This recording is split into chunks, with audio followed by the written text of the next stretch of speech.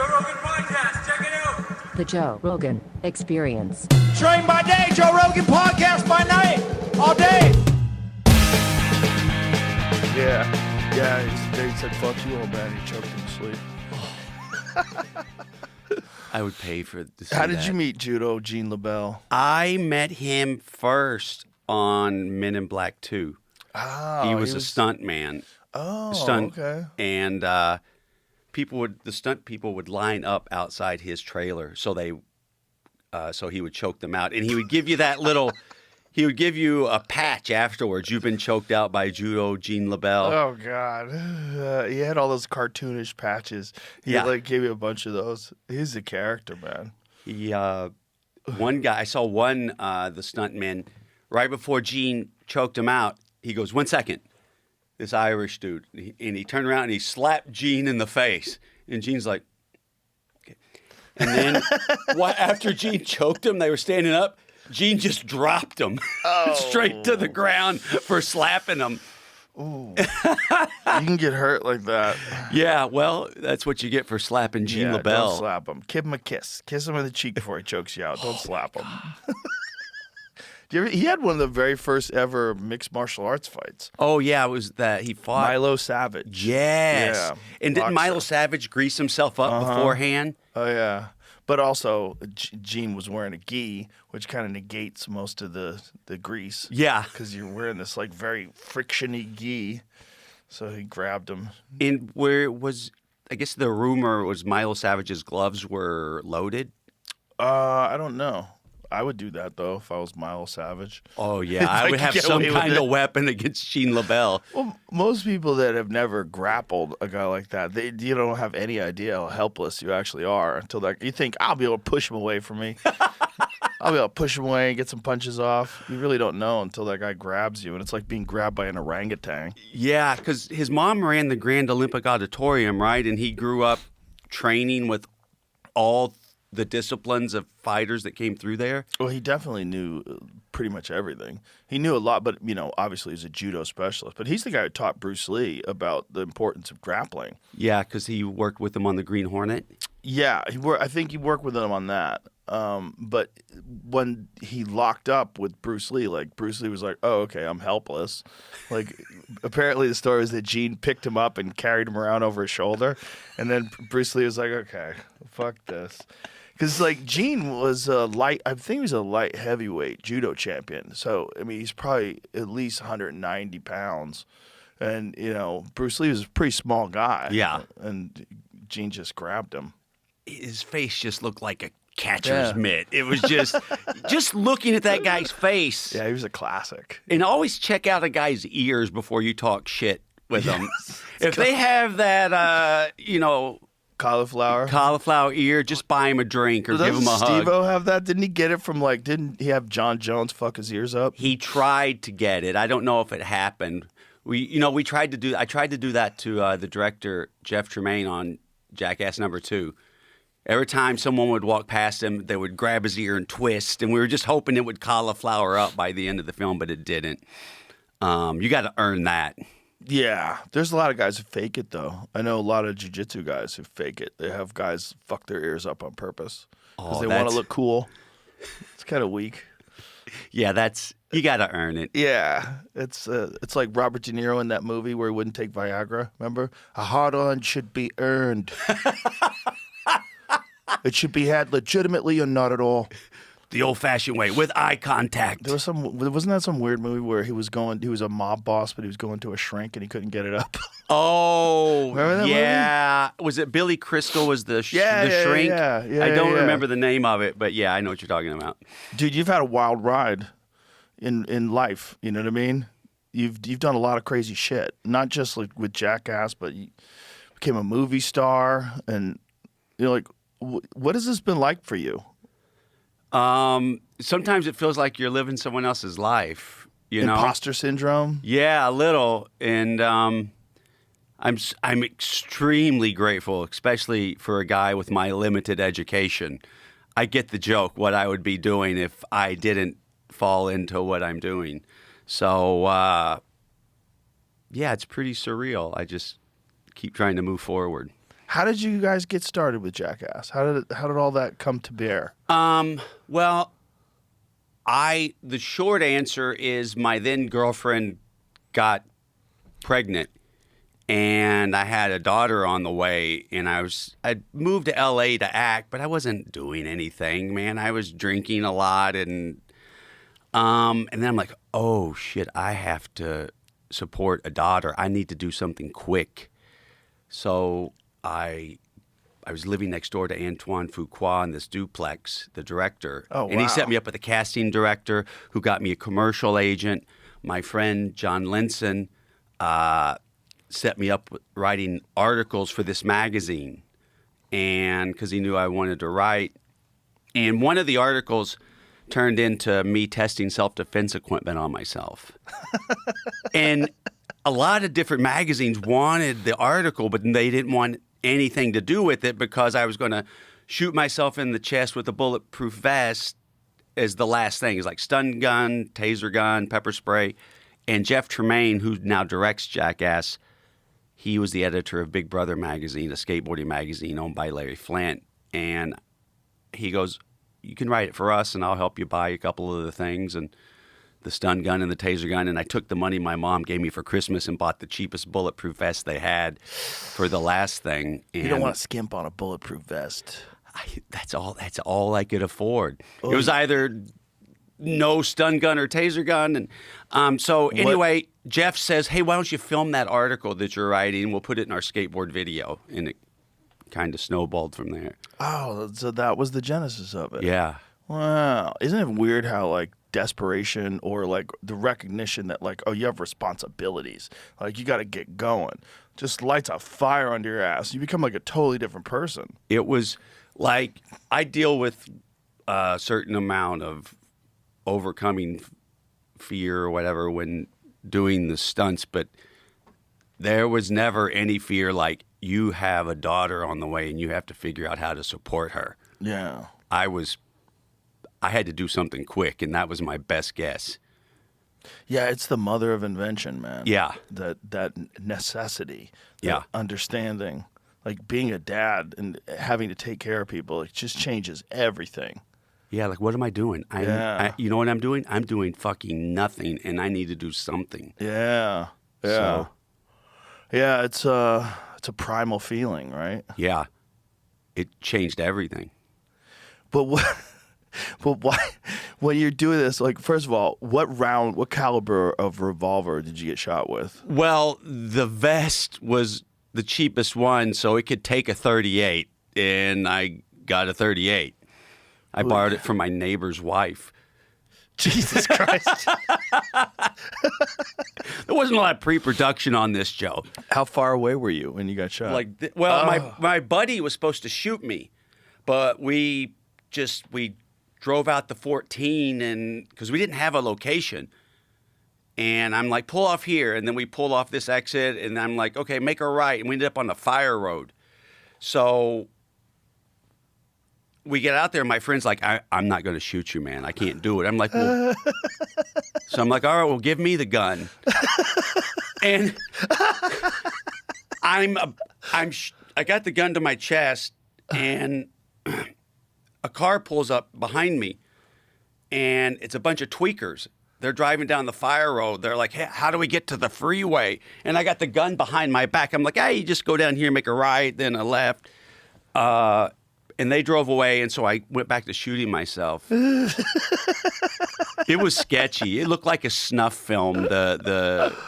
Because my friends or the photographer on it saw his buddy die because he jumped off a hotel trying to hit a swimming pool and didn't hit that swimming pool. And so he was really scared, right? He was like, stop, don't do this, stop. I wasn't getting a lot of positive reinforcement, Joe. Yeah, it doesn't seem like it. And I had a bunch of, because since it was Flint magazine, I had a bunch of hustlers under the bulletproof vest to help absorb the impact. And at one point, they all fall out, and I bend over to pick them up, and I'm pointing the gun right at my friends as I pick them up. I don't realize this, but it was sketchy. And that was the first. Yeah, we put that in the Big Brother video. Had you ever done anything like self-harming, any dangerous type activities before you started Jackass? Before you started doing all this kind of shit? No. I didn't even know itself. I mean, you can argue my drinking didn't help my liver, but It's like you guys, like what you did was kind of fucking crazy. But I guess if you stop I don't know, like it just becomes something you're doing. It was all normal to me, and I can't speak for them. It's just that's what we're doing today. And so that was the first one. And then how many times have you done a stunt where you're like, this, I could die? A few. Like you've done like the bull one when you're blindfolded. I watched. Right. I was like, don't do that. I was watching. I was like, this is crazy. Yeah, that was.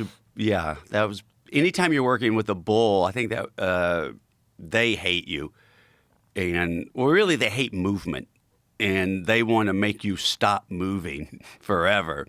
And but I've had, like in the Jackass #2 when the rocket exploded, those were foot-long metal rods, and there was 12 of them. One blew out right next to my ribs, which would have been picture wrap on me. And one flew back 300 yards and split two of our art guys right between them. We've had some really close ones. I tried to do the Buster Keaton thing in #2 where the facade falls. And it falls the window falls over my head. That was the plan. And the guy's like, okay, when it's, because it was the close, right, of the movie. And the guy's like, this is a 20-foot steel wall. Like, you hit your mark, do not move. I'm like, got it. And they said, action. And then, so I take 2 steps, and they're like, no, cut. So I just like, oh, okay, I'm going to walk over here. And they'd already released the wall. Yeah.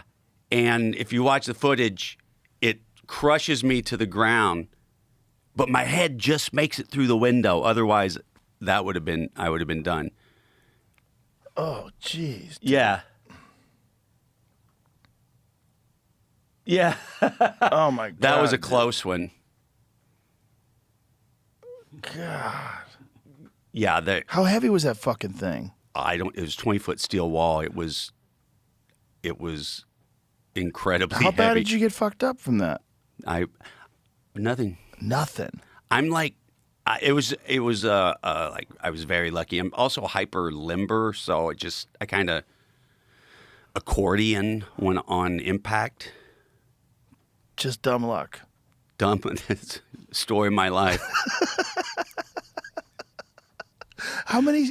All told, how many stunts have you done like that? Oh, I have. Oh, the almost Yeah. kaput. I don't know. Like, there's at least 6 or 7 like close calls, and then in any number of stunts they can go wrong. I don't know. I just look forward. Was there ever a time when you're doing this and going, what the fuck have I got myself into? Like, because you have to keep one-upping yourself, right? Well, that was a problem for me after we did the first movie. I didn't want to do a second movie because I didn't know how to top the first one, which now looks very tame compared to the others. And finally, Tremaine said, we don't have to top it. We just have to be funny. And I'm like, okay. That made me free. It took away all my anxiety. And I thought, okay, if that's the case. And a couple months later, he told me he was lying. We did have to top it. But by that time, I was already off and running. Jesus, dude. Yeah.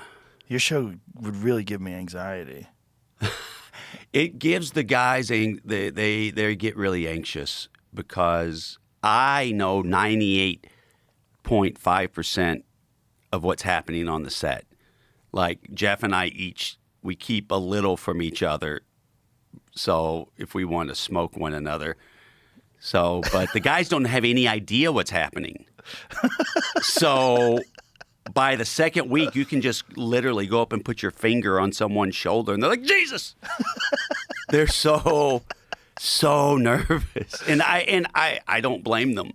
And like when you film one of those movies, like how long is a shoot? Like how many months do you film for? Well, that depends. On Jackass #2, usually we go 2 weeks on, 2 weeks off over 4 or 5 months. But I think Jackass #2, it was 8 or 9 months. And finally, they had to have an intervention with me to stop shooting.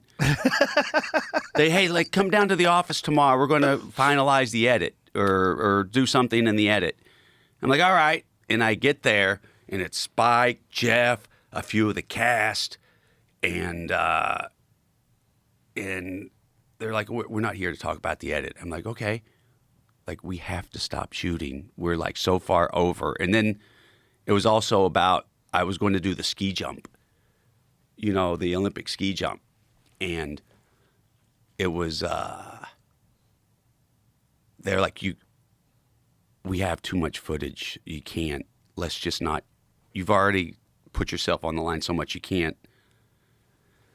And then it became like, well, I decided not to because I felt like this big intervention, it was like doomed.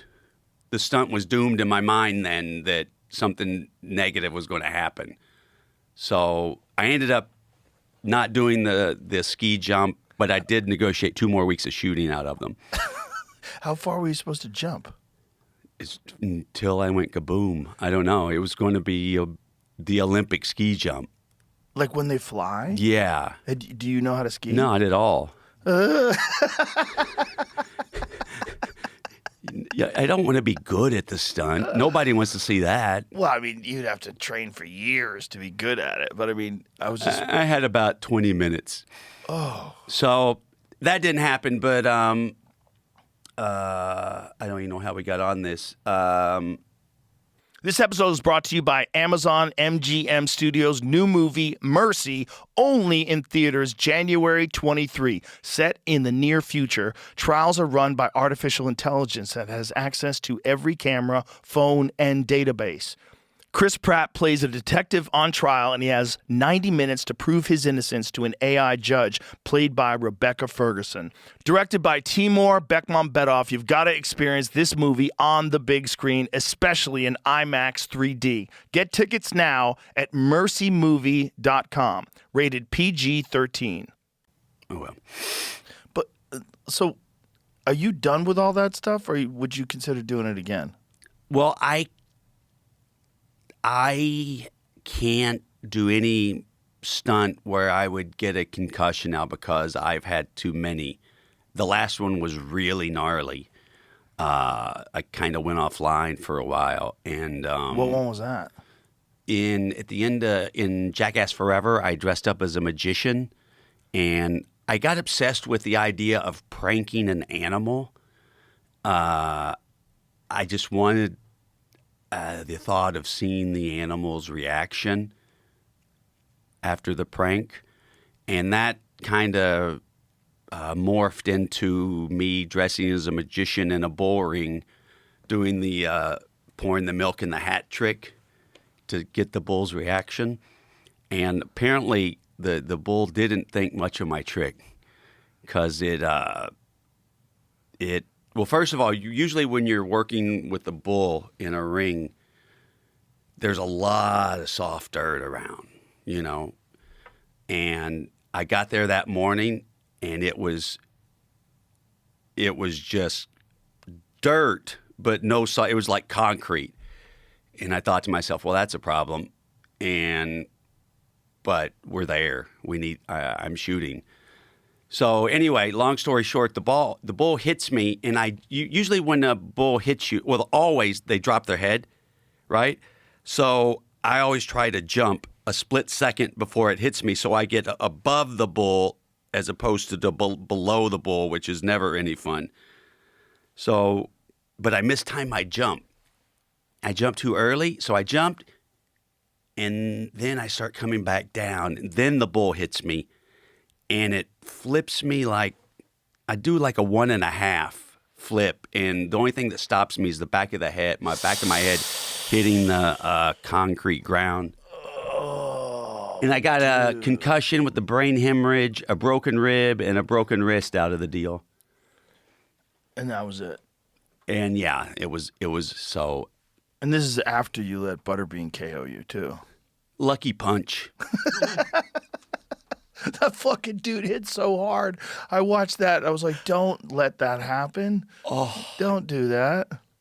like everyone's like, boy, that knockout punch must have hurt. I'm like, I didn't even feel it. Like the punches before really hurt, but the knockout punch, you've been knocked out before. You don't feel it. That one was a pretty bad concussion too. I had vertigo for 6 to 8 weeks after that. Jeez. Just driving around a curve, everything starts spinning. Did you go to a hospital and get checked out? Well, I went to see my doctor, Dr. Kipper, and he had to sew up my head because I fell back onto the hard ground of the swap meet. And I think I hit my head on the corner of a display counter as well. I don't know. Fuck, dude. Should have went to college.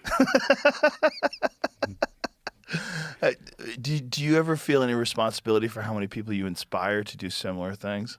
Well, I hope to just entertain them and not inspire them, but I can't. I don't have any control over that, except for when I do things like this, like just watch, don't do. I don't want anyone to get hurt. I'm another story. It's kind of amazing that you're okay, other than the bad concussions. Yeah. I'm pretty okay with how it turned out. What's the worst injury that anybody ever suffered during Jackass filming? Wow. There's been many concussions, breaks.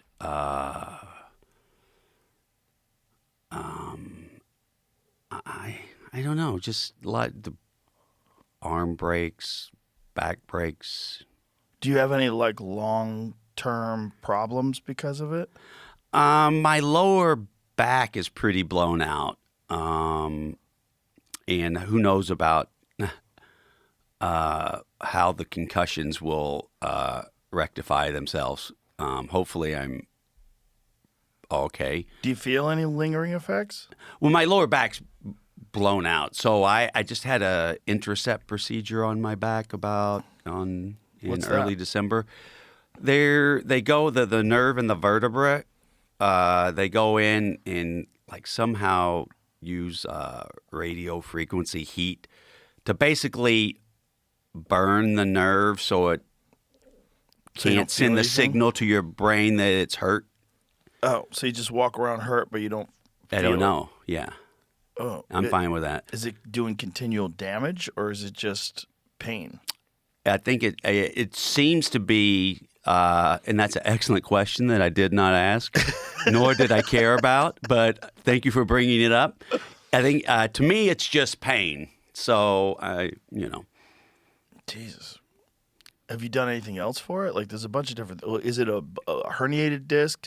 Yeah, the lower two discs are herniated, and I had shots in the facet joints of my lower back. Is like they put some kind of steroid in there, and it didn't give the result that I wanted. Have you ever heard of a machine called a reverse hyper? No. There's a machine that a guy named Louis Simmons, he was this legendary powerlifter guy, he developed because he had fucked his discs up powerlifting, and the doctors told him that he needed to fuse his disc. Yeah. Because they were compressed. And he's like, well, can't we decompress them? And they're like, no, there's no way. And he's like, well, there's got to be a way. So he developed a machine that decompresses the spine while also strengthening the muscles around it. It's a piece of exercise. That's Louis. He developed this Looks machine. like something that happened to Ving Rhames in Pulp Fiction. That's it. What does the machine do? It strengthens and on the way up when she's lifting with her legs, it's strengthening her back, and on the downswing, it's actively decompressing your back. So like pulls the discs apart and creates space. I love this machine. I have one at home. I have one here at the studio. I use it all the time.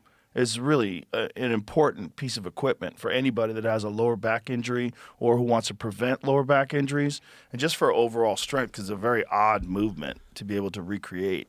Oh, great. Well, I'm going to look into that. Yeah, I'll show it to you. And Yeah. we have it in the gym afterwards. I'll show it to you after the podcast. Oh, sweet. You should get one. It'll help you. Yeah. And there's another thing called a teeter. You know those things you hang by your ankles? Yeah. Where you like decompress. Yeah. They developed one called the Dex where you hinge from your waist. So you like get in this thing, you strap your legs in, and you lean forward, and it's like you're hanging from like that. So you're hanging from your hips. Like all your weight is being like set on your thighs, and your back carries all the weight, and it just slowly like pop, pop, pop. It decompresses. It feels great. Well, there That you thing, go. that thing fucking rules. I always tell everybody if you have a back injury, you have back problems, that thing will help you a lot. Just do that for a few minutes every day, and slowly over time, it creates space, and it alleviates some of the pinching and problems that people have, depending, of course, on the severity of your injury. But Yeah. I love that thing. All right. Might be Preventative. getting a couple pieces of equipment. Yeah, man, you gotta prevent. So how the fuck did they talk you into hosting Fear Factor? How'd that happen? I met with Sharon Levy, who runs Endemol. I know Sharon. And Shout out to Sharon Levy. she's awesome. And I was like, I'm on the fence, and I sat down with her, and I liked her so much because she seems like how did a woman like you that is like awesome get a job as the head of Right. She seems very rebellious, Right.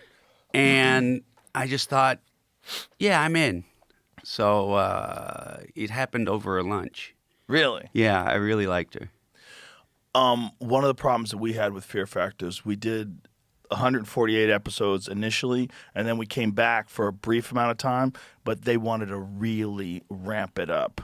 Like, it was like, these stunts are going to be bigger and crazier than ever, and I was relieved when it got canceled, because I was like, we're going to fuck somebody up. You felt what kind of well, you have a couple of examples or Well, there was a bunch in the early days. Like the first one that we ever did, where I was like, "Don't do this," was bull riding.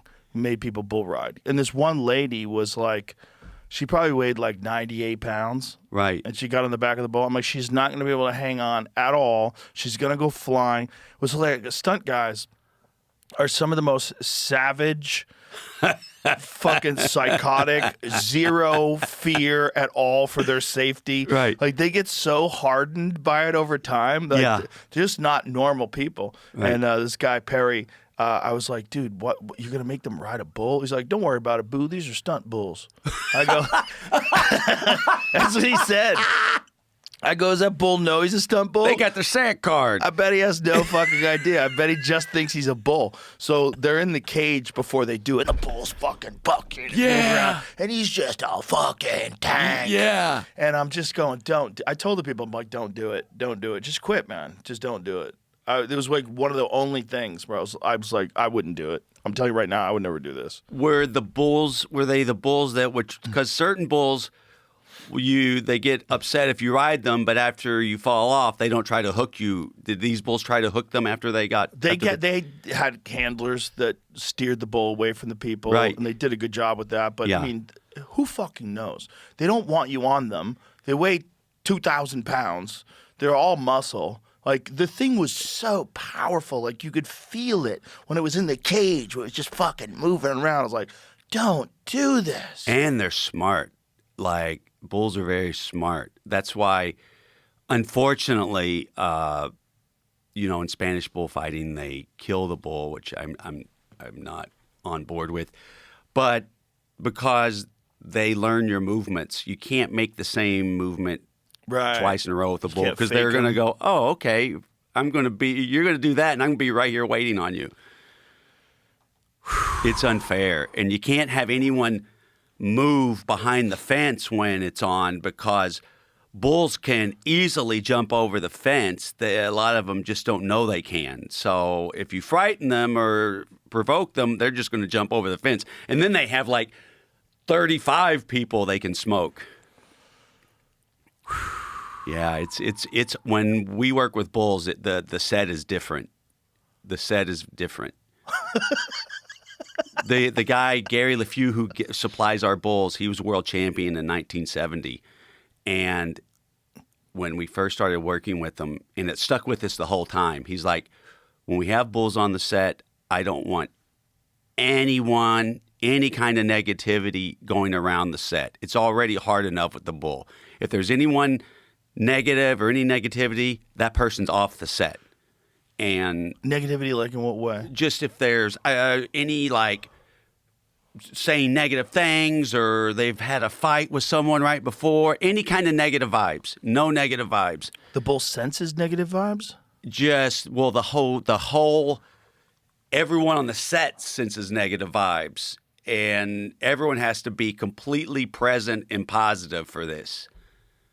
And Is this voodoo or is this like real science? no, I think it makes total sense, especially when you're doing stunts.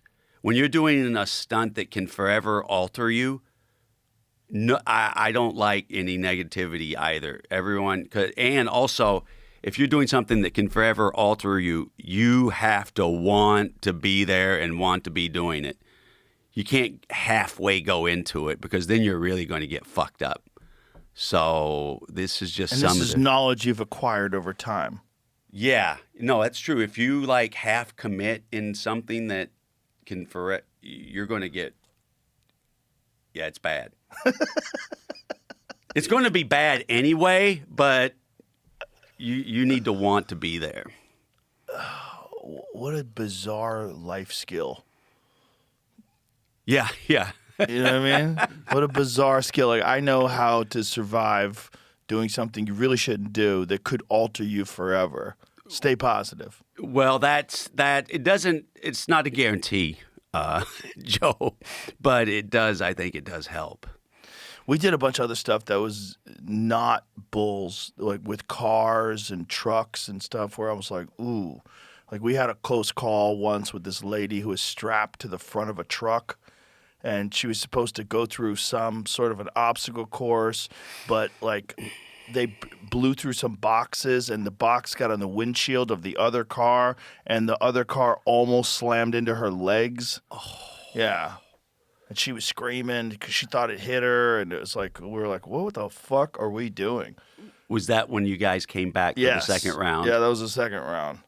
Yeah, the second round was sketchy. You know, we had people like they were attached to a tree, and they had to figure out which key to unlock them while a bungee cord was attached to them and a helicopter.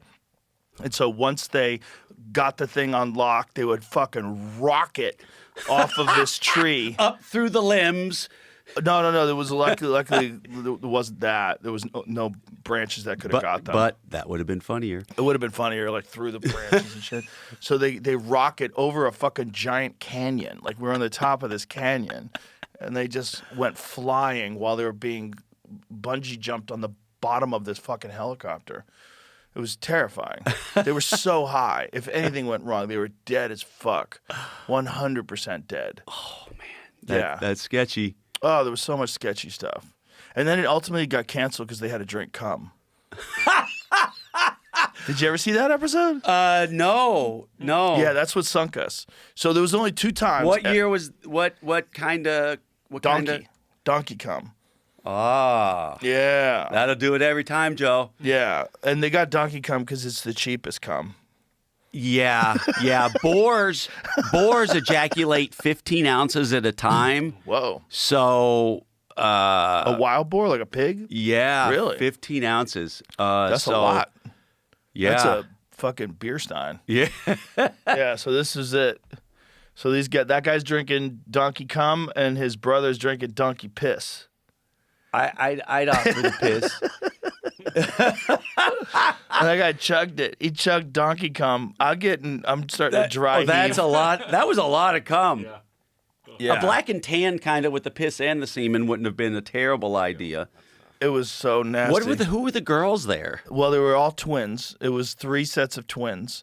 And they had to play horseshoes. Like her mascara. It's like She had to drink the semen too? oh yeah, oh yeah.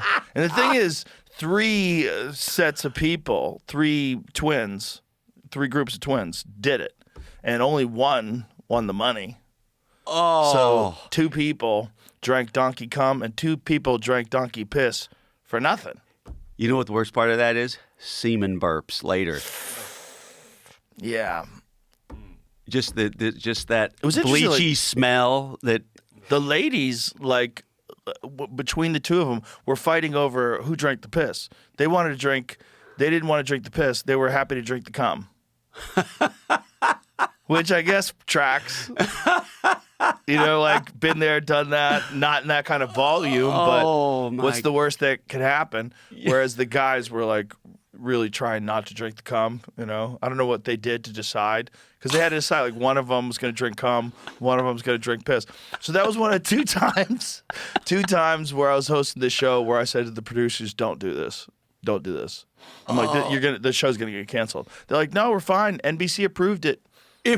They did. like they're the bellwethers of There good was a taste. fucking guy on set who was like the NBC standards guy, the standards and practices guy. And I'm like, you're okay with this? Like, this is okay. And they're like, yeah, the network's fine with it. I'm like, this is so fucking, you guys are too close to this. I'm like, you guys are too close to this. You don't understand how the general public's going to react. Oh. And then I think what happened, I think it was TMZ, but someone leaked the footage online. Someone leaked like images of people drinking cum, like Fear Factor crosses the line, and then the outrage was palpable. Like, it was like some serious outrage. And then that show never aired in America, but it aired overseas. I think it aired in like maybe the Netherlands or something like that. Right. Or which Killed is in actually, Germany. Which is where Fear Factor actually came from. Fear Factor was actually a show in the Netherlands called Now or Neverland. Ah. And then they brought it over to America when Endemol purchased it, and then they changed it to, I think then they came up with the name Fear Factor after that. That was like when I was already on board. Yeah. Wow, I didn't know that. Yeah. There was virtually no blowback after Pontius drank horse cum in Jackass #2. Never heard about it. Well, it wasn't on TV, at least. There's something about television, Yeah, censored, Federal Communications approved Fear Yeah, no, I Factor, get and it. they drank cum. So that got us canceled. That was it. That was like 2000, I guess 11 or something like that, 12. How many seasons you do? I think we did 6 or 7 initially, and then we did another. Yeah, and then we did another 6 episodes. One of them that never aired. Did you help write creative? No. You didn't want any part of I that? had 0.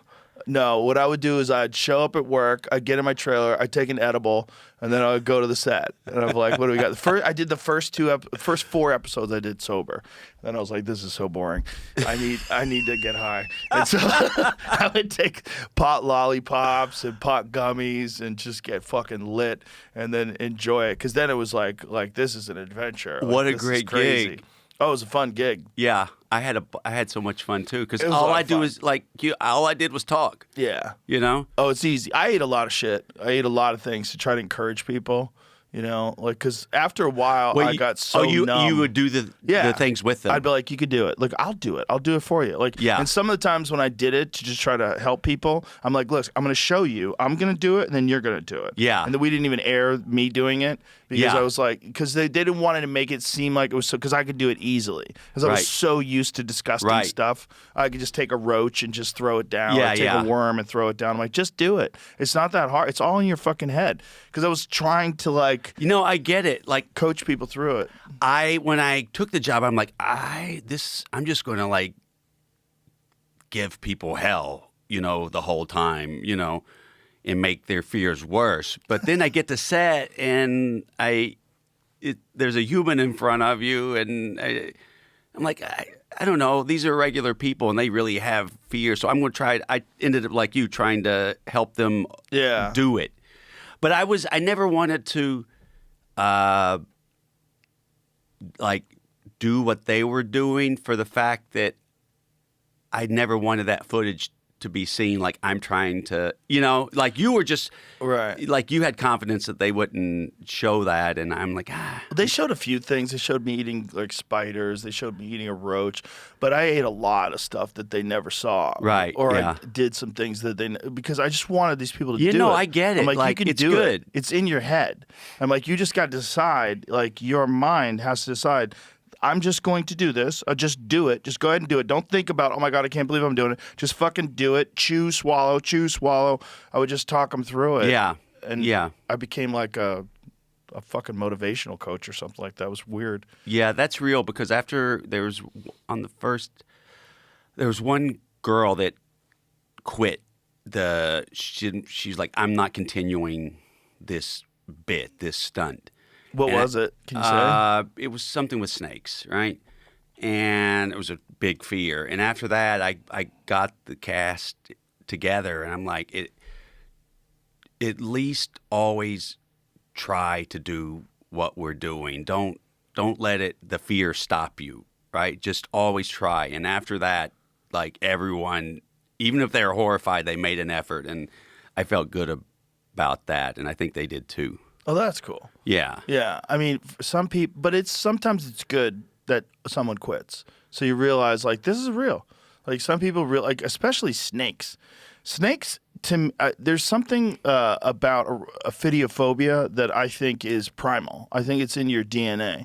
I think either your ancestors were either bitten by a snake and barely survived, or someone saw someone die from a snake, and that information is encoded in your DNA, because the fear that people have of snakes is fucking wild. Like when they have legitimate ophidiophobia, it is a fucking crazy fear to watch. Yeah. It's like their whole body locks up, they start shaking. Like, it's not a normal fear. It's like an ancient caveman fear that's locked into their DNA. Like someone thousands of years ago survived something like this, and that's the only reason why you're here. And every fiber of your being wants to fucking run away from snakes. It's wonderful. It has to be when someone in has the that. DNA. It's like Bam, terrified of snakes. Oh, really? Terrified, and of course, we use that to our advantage. Of course. Yeah. Well, we would make people fill out a questionnaire when they would sign up for Fear Factor. Like, what are your fears? Yeah. Heights, snakes, spiders. Well, you're getting heights, snakes, and spiders. I would write tequila, whiskey, blowjobs. I hate back massages. Yeah. Yeah. It was fascinating because, like, I had a background in martial arts and teaching.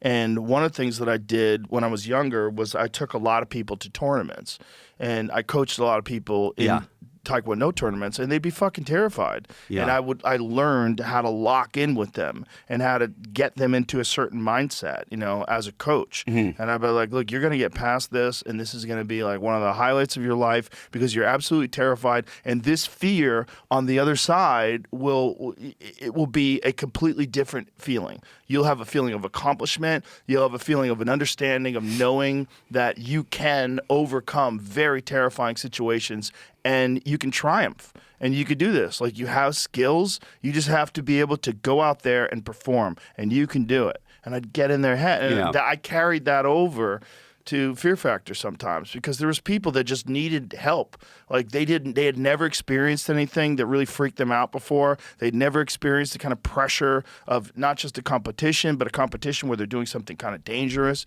And something that really fucking freaked them out. They have to hold their breath underwater for like 2 minutes while they swim through a fucking thing. And we have rescue divers under there to rescue them, and there's panic. And it was like, that was one thing that was really satisfying, was being able to, like, take a person who was ready to fucking quit, and then they went on and won the whole thing. Yeah. That does make you feel good to push someone Yeah. to the other side, and the survivor's euphoria waiting for you. Will, Yeah. that I heard that, I read about that term, Survivor's euphoria. and I realized I'd experienced it a few Multiple times. Yeah. There's you ever heard of Colonel John Paul Stapp? No. He was a doctor, a biophysicist, flight surgeon, and he worked with Chuck Yeager and all that out at Edwards. It's now Edwards Air Force Base, and they were conducting experiments on what happens to a pilot when they eject at high altitude. And Colonel John Paul Stapp, because these experiments were gnarly, they were on deceleration. They built this huge sled out in the desert, and he would strap himself in because the thinking at the time was, if you're going to do something, a very dangerous experiment, a lot of times people back then would put themselves at the center because they didn't want to. Of course, they had other people doing it, and he did it most, though. So they would go hundreds of miles per hour, yes. Whoa. Hundreds of miles per hour and stop within 8 feet. And at the time, I think they thought you could only experience maybe 18 G's of deceleration. He at one time experienced 49 G's of deceleration. I think it's the most ever that any human is. And he went blind for a little bit. And he knew that was going to happen because he'd had that happen before in these experiments.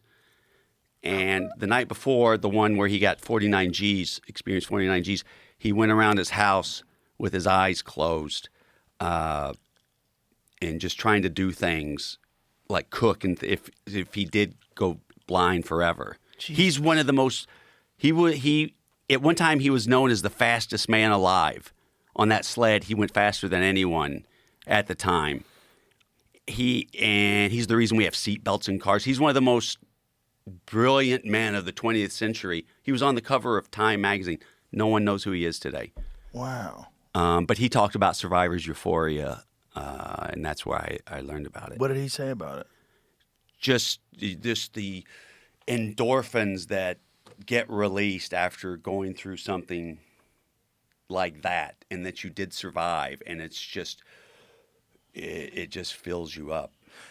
So he knew he was going to go blind, and he did it anyway. He knew that there was a high probability of going blind. And a possibility of being blind forever. Yes. And he was blind for like a couple of days before he started sensing light again. Yeah. He's an amazing person. I did a flight with the Blue Angels once. How was that? It was amazing. First of all, you never think of like that being a physical thing, that those guys have to be physically fit. Oh, yeah. Well, when we went to the base, before you do the whole safety thing, they explain everything, what you're going to have to do. You see like that these guys are all fucking jacked. They're all like superheroes. Yeah. It's because they're not the bigot. They're compact. They're short like me. And they're all like thick. They're all like fucking jacked dudes. And they were like, well, first of all, you don't want to be tall because it's all about how much time it takes for the blood to get from your heart to your brain. Yeah. And the shorter distance it has to travel, the better off you are. And you have to be physically strong because you do it. Have you ever done it? You ever done a flight in a fighter jet? No, but we did the Vomit Comet in Russia. Oh, okay. But Steve-O went up in a MiG. They do a thing called hooking. So what it is like you hold on to the joystick, or there's straps that strap your legs down as well. Like you're really harnessed in. You hold on to your straps. You go like this. And what you're literally doing is forcing blood into your brain because you feel consciousness closing like an elevator door. Right. It's like you feel the pressure, like you're going black. You literally see it. You see the darkness on his eyes. Yeah. And you're going, and you're just trying to keep the blood in your brain. We went 7.5 Gs. But the guy in front of me, while we're doing this, so you're taking this fucking hard, you're like flying through these canyons. Like he was going for it. Like he really took me on a ride. It wasn't a safe ride. Right. It was wild. We were like a couple 100 feet off the ground, maybe, and whipping through these canyons, taking these fucking hard turns. And I heard him going, hoot, hoot, hoot. So I'm going, oh, fuck, he's blacking out too? I'm like, we're going hundreds of miles an hour, just like 100 feet off the ground, whipping through these canyons. This guy's about to fucking black out too. That's not what you want to hear.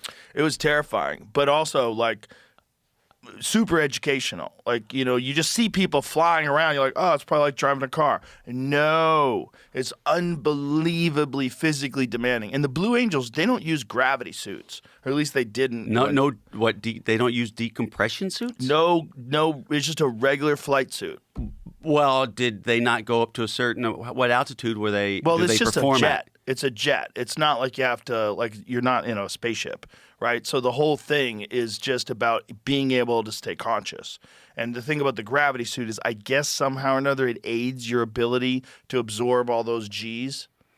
I'm not really educated about it, but I just do know that he said there's ways that you wear suits that make this easier, but they don't wear the suits. Yeah, I think if you go up to a certain altitude, you have to have the... Right, but this wasn't an altitude thing. Right. This was just a G-force thing. It was just the hard turns. It's like the wicked turns at hundreds of miles an hour. And also just thinking about the tolerances of the aircraft itself and the pressure that's on the hull. Because the feeling of being in a jet going hundreds of miles an hour, and then hitting a hard turn, it's just your whole body just like, fuck! Yeah. And you're just along for the ride. Yeah. Like I mean, they're so skilled to be able to overcome the forces. He let me do some stuff. Like I got to make the jet do a loop. Wow. I got to get it to roll over, to get it to go upside down and go back over. Yeah, he showed me how to do that. Wow. And you were in control of it, or? Well, I mean, he's there too in case I do something really fucking stupid. I'm sure he has ultimate control, but I have a joystick too. So I was allowed to do some stuff. Do you think, I mean, they could give you a joystick and it not be connected to anything too and make you just feel good.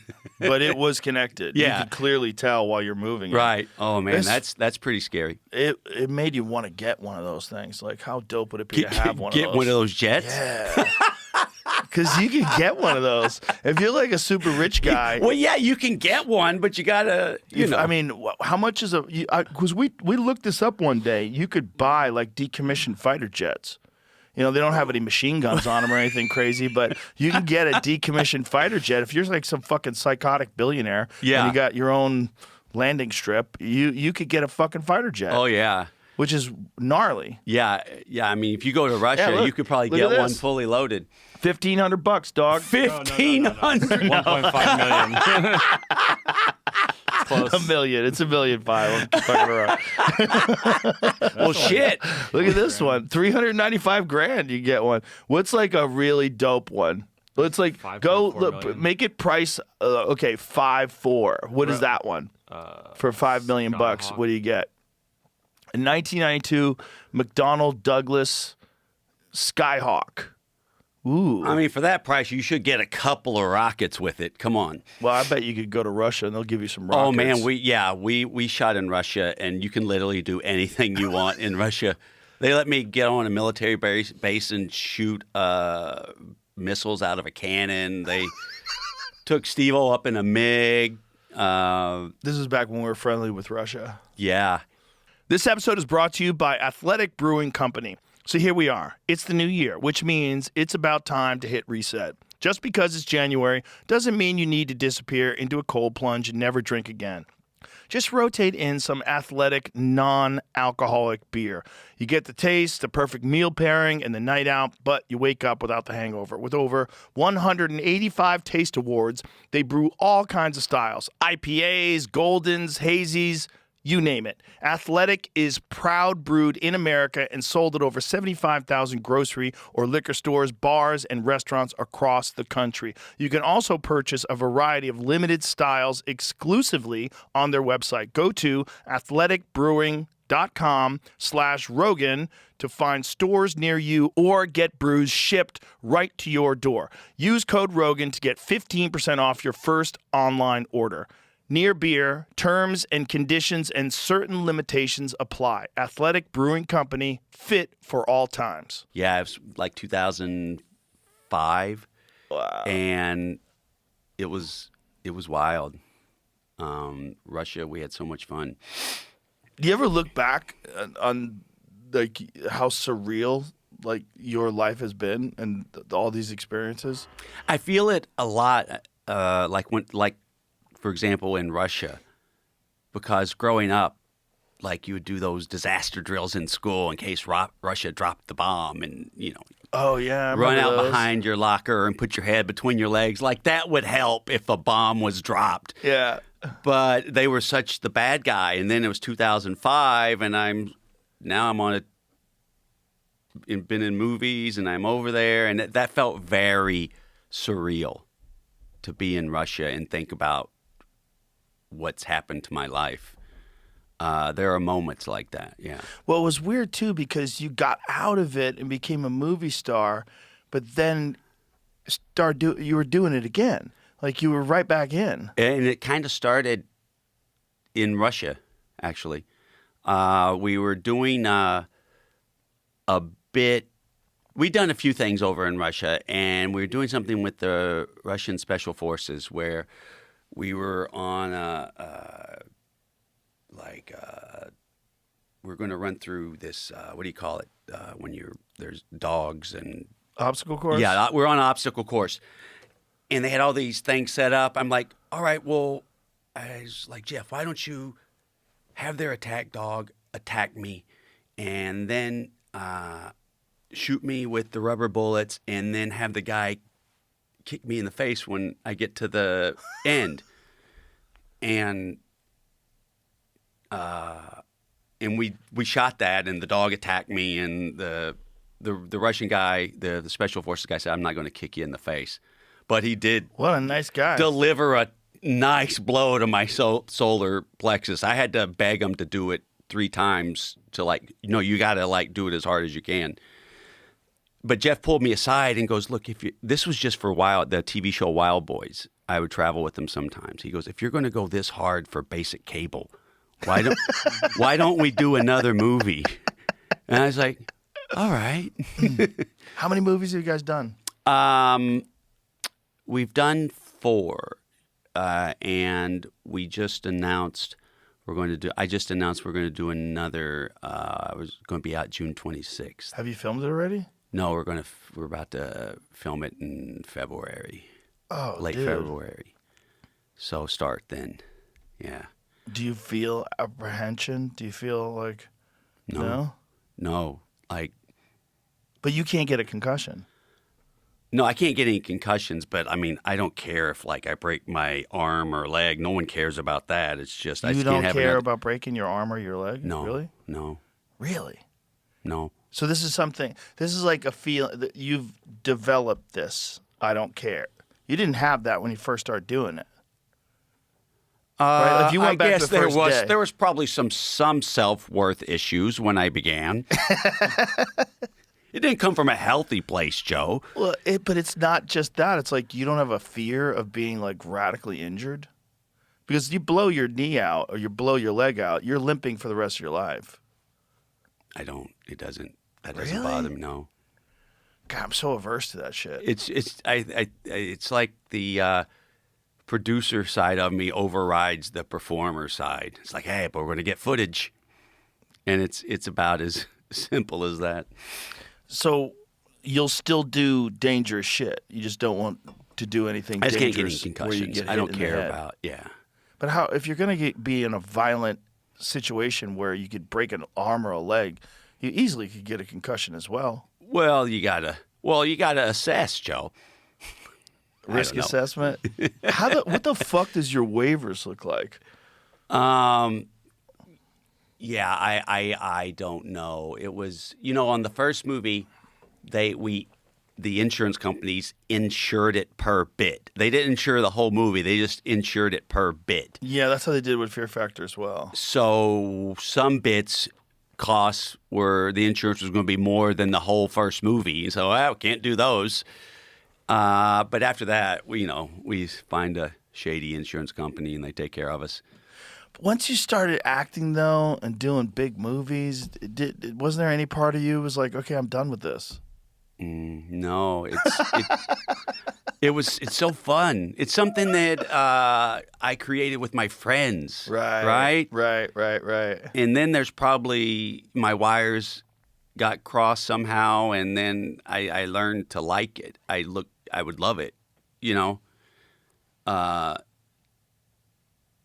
I guess it's like a comedian learning to love bombing, right?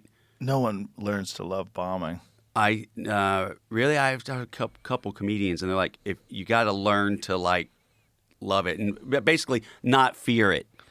Yeah. And I kind of did that with stunts, I guess. I learned to.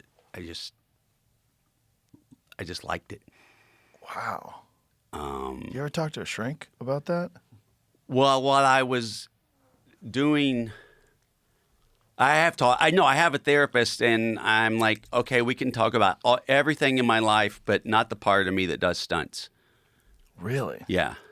Because you don't wanna I fix didn't that want to part. unwind that, even though it went sideways quite a few times. That's a wild statement. I didn't want to unwind that. Yeah. So I've looked into it a little now that I can't get any more concussions. But, don't crush my career. What a crazy job for the therapist. Yeah. Like the one area where you really probably should address. You know what I mean? You have this overall, what is Johnny Knoxville? What's going on in his head? And there's this one door. Yeah, you can't go in that room. Yeah, we can't. The biggest problem we can't address. Yeah, I mean, it's kind of a crazy thing. Yeah. Well, again, I should have went to college. Do you get annoyed having to answer all these questions all the time about that kind of shit? Because after a while, I would imagine that is the most common thing that people would want to talk to you about. Like, how many times have you been hurt? What happened? What is it like? No, I don't. Again, I get the joke, what I would be doing if I wasn't doing this. So Yeah. I'm grateful. And so if somebody wants to talk about it, let's talk. Well, you're obviously a smart guy. I don't buy that. You could do anything. Well, when I started down this road, this was my best guess. So, it just became something I'm doing. And yeah, I guess I did want to write, but I incorporate that into the movies. It's a very strange life, Johnny. Yeah, I guess. Yeah. For sure. Yeah, I kind of created the environment that I grew up in with my father. He owned a tire company, and he had all these crazy characters working for him, like people like Big George, Ass Kicking Robert, this guy SD's named Super Dick. One guy named W.W. Woodrow Wilson Boxcar Johnson Jr. He was the tire groover who was always getting arrested for one thing or another. And he was always pranking these people at work, his people that work for him. He would stage gunfights at Christmas parties. What? When he did this twice, one year at the Christmas party, he gave a couple of the guys, his employees, guns and said, okay, I want you guys to get in an argument, and I want to culminate with you pulling out a gun and firing, and you pulling out your gun. They were blank guns. And everyone it was in a pretty gnarly part of town too, but everyone just ran out into the streets. Dad was ecstatic. So the next year there were two new employees, and he's like, hey, Merle, come over here. You're going to get in a fight? and you're going to start yelling, and you're going to pull out the guns, and it's the same gag. So they did it, and they were very excited, and they pulled out the gun, started firing, but Dad had given everyone else in the party blank guns, so they started firing back at those dudes. Those dudes take off running down the street. So, yeah, it's just kind of imitating what my father did, I guess. Did your father feel any responsibility? Dad loved Jackass, but hated the parts where I would do stunts. My whole family did. Of course. But they, I just doing what I saw growing up. He would send letters to his friends from the VD clinic, rubber stamped on the envelope, saying you have to list your last 10 partners because you've contracted a venereal disease, signed Dr. Harlan C. Titmore. But people would get these letters, or worse, the guy's wife would get the letter. And the thing about something like that, people become angry and emotional, and then they believe everything. That's the great thing about pranks. If you can get someone so wound up that they're really emotional, they'll believe anything. And so this guy would come home from work, and then the mother, like his wife would be there, the wife's mother would be there. He had a gun pulled on him over that once. A real gun. Oh, yeah, real guns. Your dad sounds like a fucking maniac. He would send letters out from the IRS telling people they're going to be audited. He got visited by the Tennessee Bureau of Investigation over that. He didn't do that anymore. Well, that makes more sense now. Okay, so you grew up in a very unusual environment. Yeah, very unusual. How did your dad get started doing shit like that? Was it just... I don't know. He just had that personality. He was such a shit starter. He should have been in show business, is what should have been, but he was from Knoxville. Did you ever think about using him? He was in one episode. When we were doing the TV show, my mom and him were in the episode. But he wrote a couple of bits for Jack. He was like, "Hey, I want you to do this," and we filmed a couple. So he loved that. So, yeah, I don't know. He didn't know how to go about being in show business. Neither did I either. But it seems like he was doing his own, almost like a local play. He Yeah. was doing his own version of it for himself. Yeah. Oh, for sure. Just to entertain himself. I guess you could do that when you're the boss. Yeah. He, in high Crazy school, guy to work for. I'd be laying on the couch. I took a nap. It was like a junior, senior, or whatever. And I felt something go through my lips, and he had went and got a hot dog and microwaved it till it was lukewarm and drugged the hot dog through my lips. And then when I woke up, he acted like he was zipping his pants. He thought, and it just him laughing at his own joke just made everything. He thought it was the funniest thing, and then you're on board too. Yeah, he was a character. Well, that makes more sense now. Yeah, Because I'm like, how does a normal guy dive into something like Jackass? That makes more sense now. Yeah, You were sort of indoctrinated at an early age. very early. Some of the shit that made me the most uncomfortable was the Wild Boy stuff. Like, Steve-O showed me a video of him when he climbed a tree and the lions came up the tree and took his hat. Which is disrespectful if you think about it. Just take his hat? Fortunate, because if they didn't have the hat, they might have just grabbed his whole head and just dragged him off, I mean, those were actual lions. Yeah, no. They weren't pet lions. You're entering into a situation that's unpredictable and kind of hoping for the best is what you're doing. And they didn't have any backup plan. I mean, when you're in a tree and the lions go up the tree to get you, there's nothing really anybody could do to help you. By the time, if it gets a hold of you, you're dead. There's nothing. Like, here's an example of the backup plans we have. Steve-O's filming a bit with an alligator on Jackass, and our safety guy, Manny Puig, who dives in swamps at night with the miner's light to pull alligators up to the surface and crocodiles. He's Tarzan. He was our safety guy. And it's like, okay, if this goes south, what do we do? Man, he goes, okay, we're going to be doing this stunt with the alligator. And if the alligator grabs a hold of Steve-O and bites him, hopefully he will let go. And that was it. That was the whole plan. There's no like poke him in the eyes. There's no If the gator doesn't want to let go, he's not going to let go.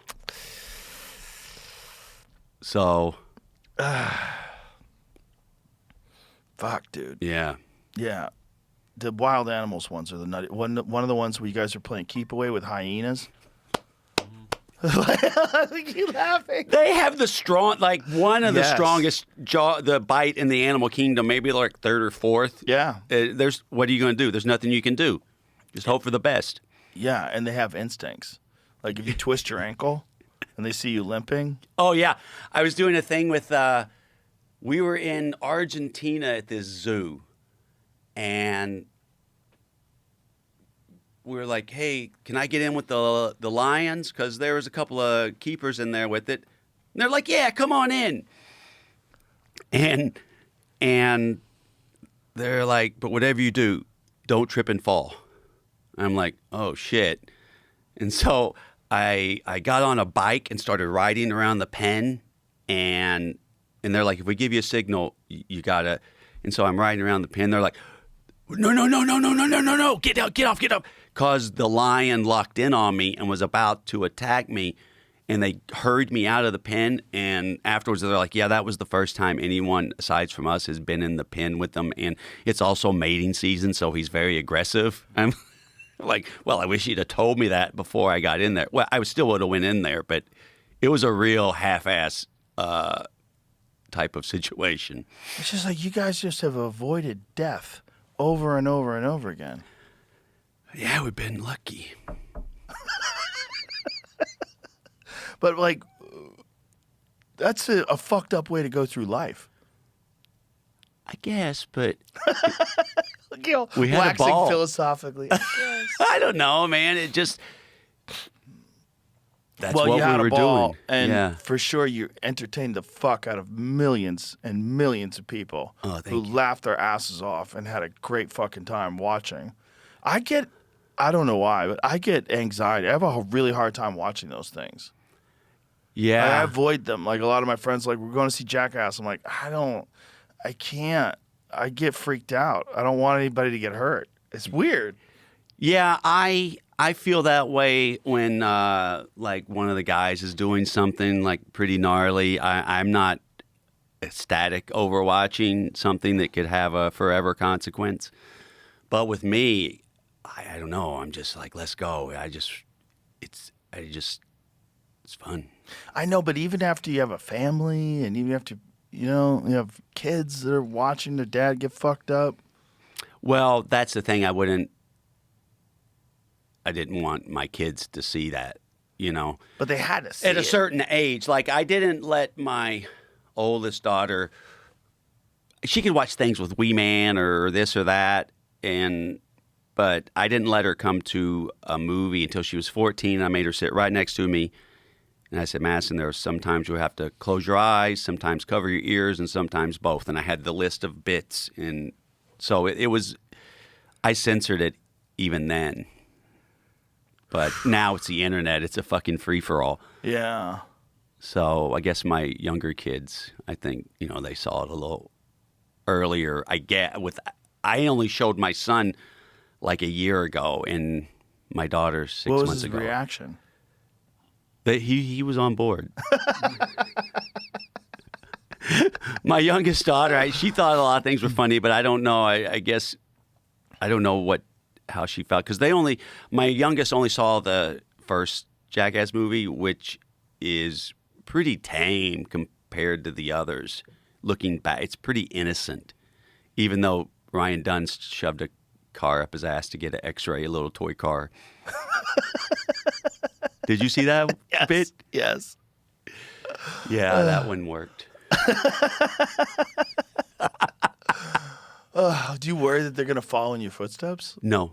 No? Well, I have daughters, and they're just naturally more bright,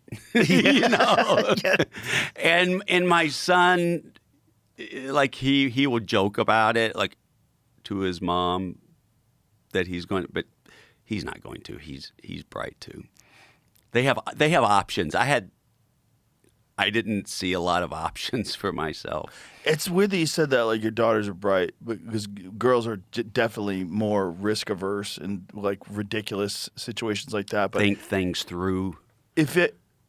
I have a way harder time watching girls get hurt. Yeah. I don't. We had a girl on the show. She, like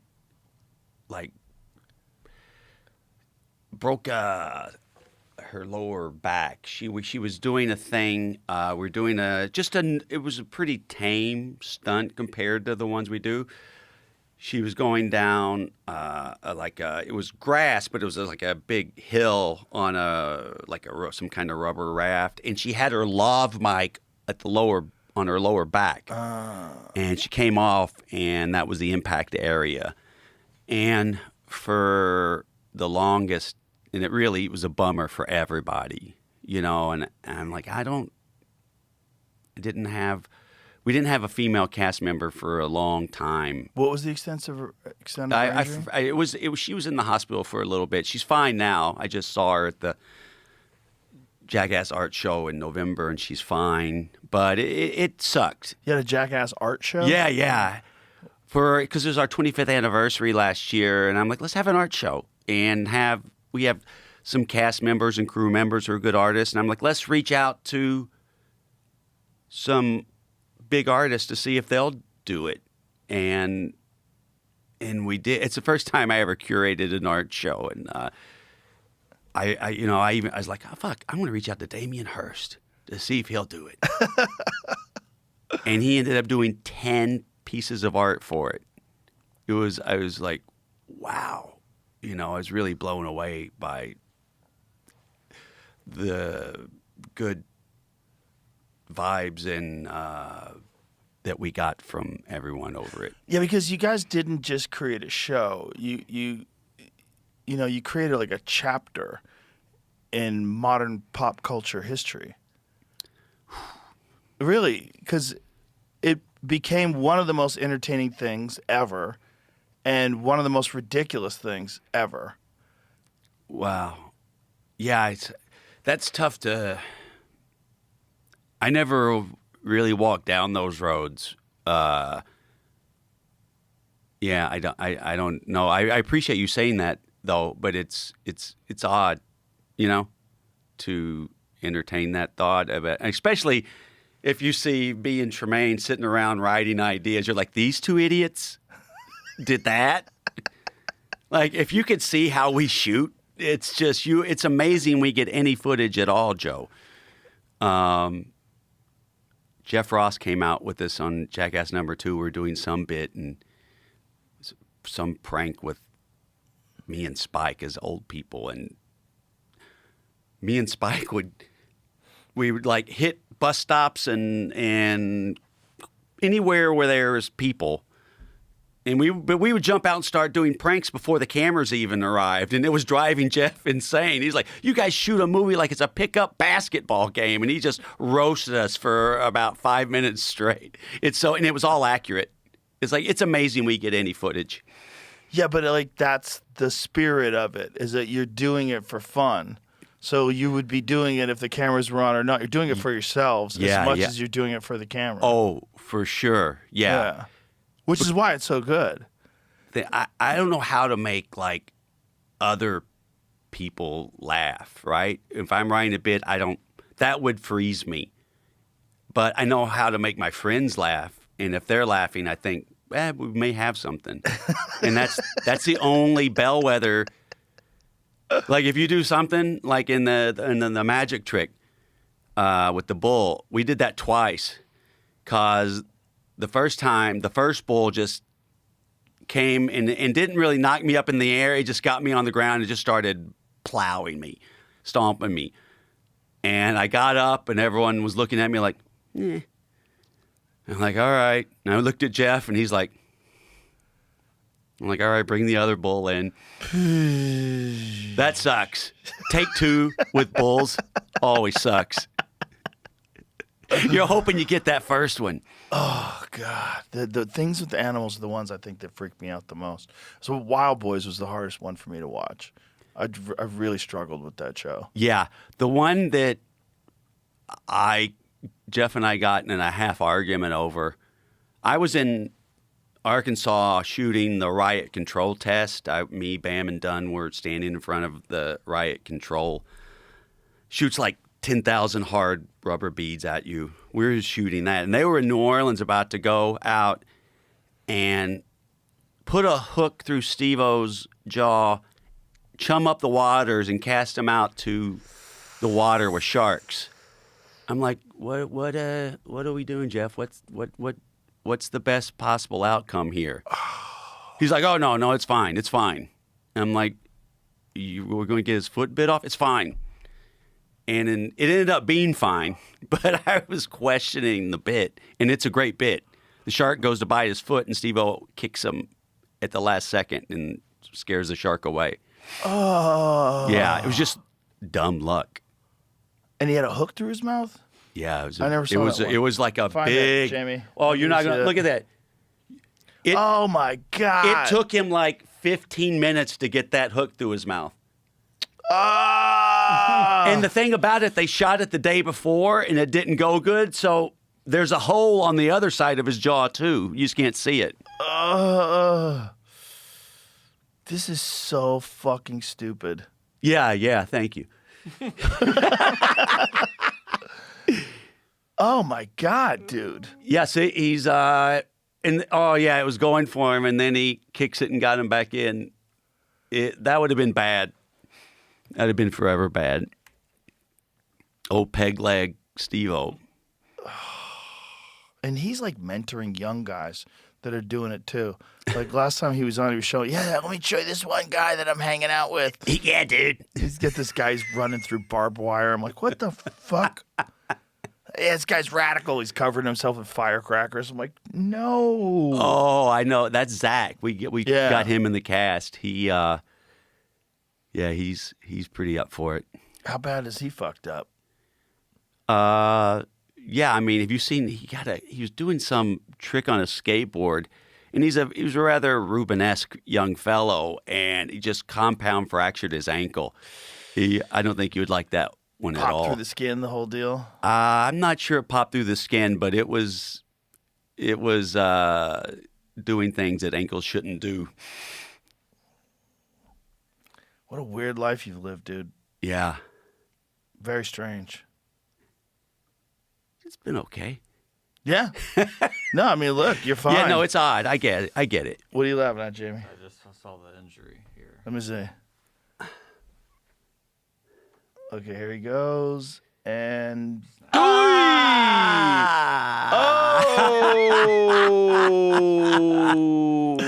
I guess that was more his shin. His. You can find that's it on his tibia and his fibula. Oh, that's both tib of them. fib. Yeah, that's the Conor McGregor right there. Yeah, look at Jackass on Instagram. I'm The not Joe on Theismann? screen. Yeah, that's Anderson Silva.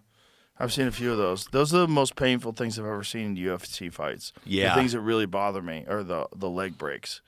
When someone throws a kick and the kick gets checked and you see their leg like wrap around the shin. The Anderson Silva one Yep. was very disturbing. Oh, that was hard. It's crazy. Like it's only happened 4 times in the history of MMA or in the history of the UFC, and 2 of them involved Chris Weidman.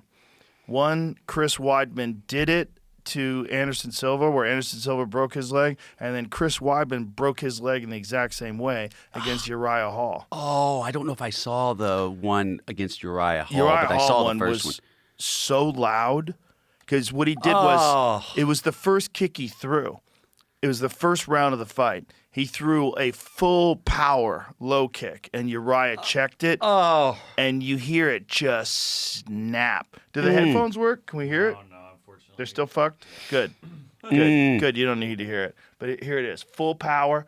Correct. Oh! Yeah. Whoa! And then he puts his foot down. That doesn't look real. Yeah. He was never the same again. Yeah, you can't come back from that, right? No, guys, they don't really come back.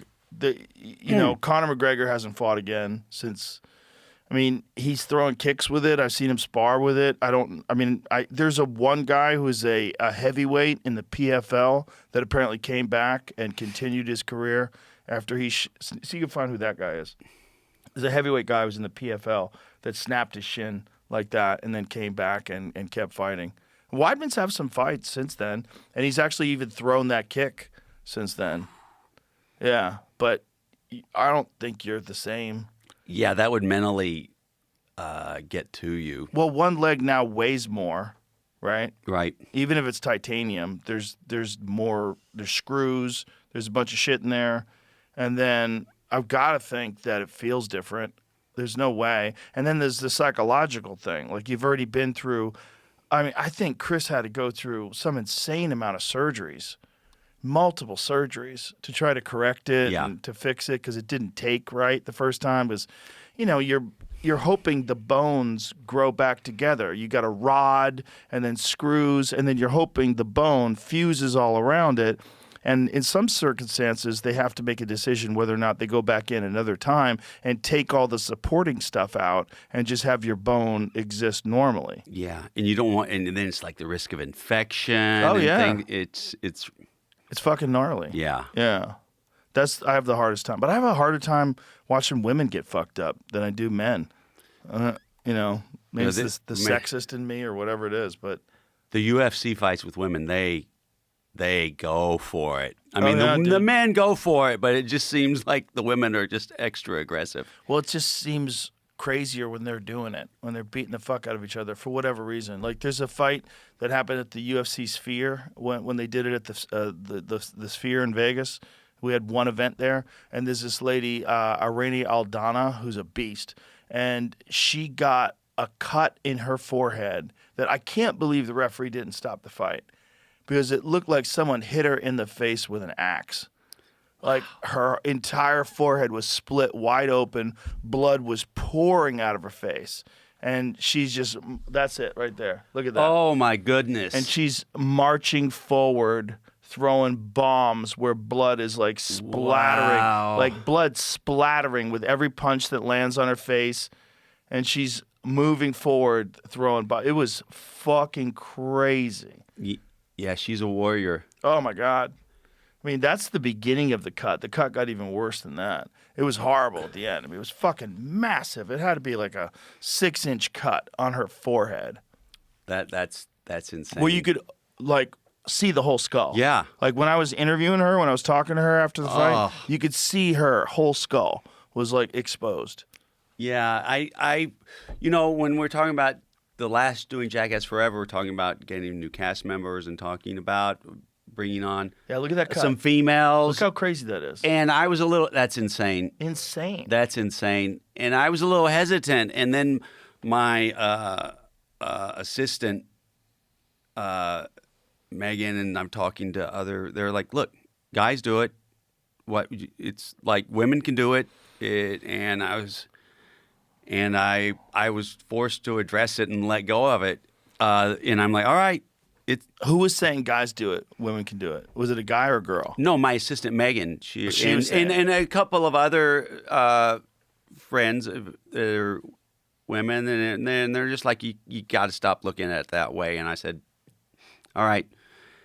And I just moved forward, and we got Rachel Wolfson, and she was fantastic. I love Rachel. She's at the club She's all the the time. best. She's fun. Yeah, She's a cool chick. yeah, she's great. Is there a photo of Irene Aldana's face now? See what it looks like when it's all healed up? It bothers me, man. I don't Did know she? why. How many? That's not real. That's a filter. That's an Instagram filter, dog. There's no way. That's an avatar. That's what she looks like now after the scar? Is No, that that's not possible. That's an avatar, right? Well, it's not possible that went away. See, Google or run a search of Irene Aldana after the surgery. It's like 2 weeks ago. Yeah, but that's all. You can't. Well, there's makeup. I Yeah, don't know. Makeup and filter. That's what she Okay, looks there like. you go. There you go. There you go. Okay, You can see. Go back there. Say it again. You can kind of see in Yeah, the yeah. When beginning. the light hits it, Yeah. Yeah, You there can you see go. it right there. Yeah. Wow. it looks that's pretty good. I mean, you can see it, but it gives her Yeah. character. Well, for a man, For a man, that's pretty dope, right? I don't know. I think I Badass, don't. It looks tough like guy. she's pretty okay with everything. She's a beast. Yeah. You know, that's an unusual woman that is not just willing to do that and get her face cut open like that, but also like march forward in a mask of blood like a fucking horror movie, throwing bombs. And she was cut over her eye, her nose was split open, giant gash on her forehead, and just marching forward. So they did, and she was fighting. Who is she fighting? And did they have a rematch? Because I assume the judge, the referee, called it after No, that. no, it went to decision.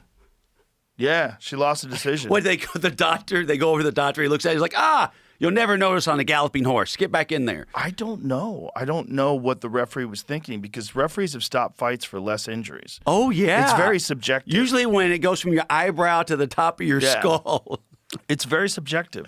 Like one referee or one doctor will say, let it go.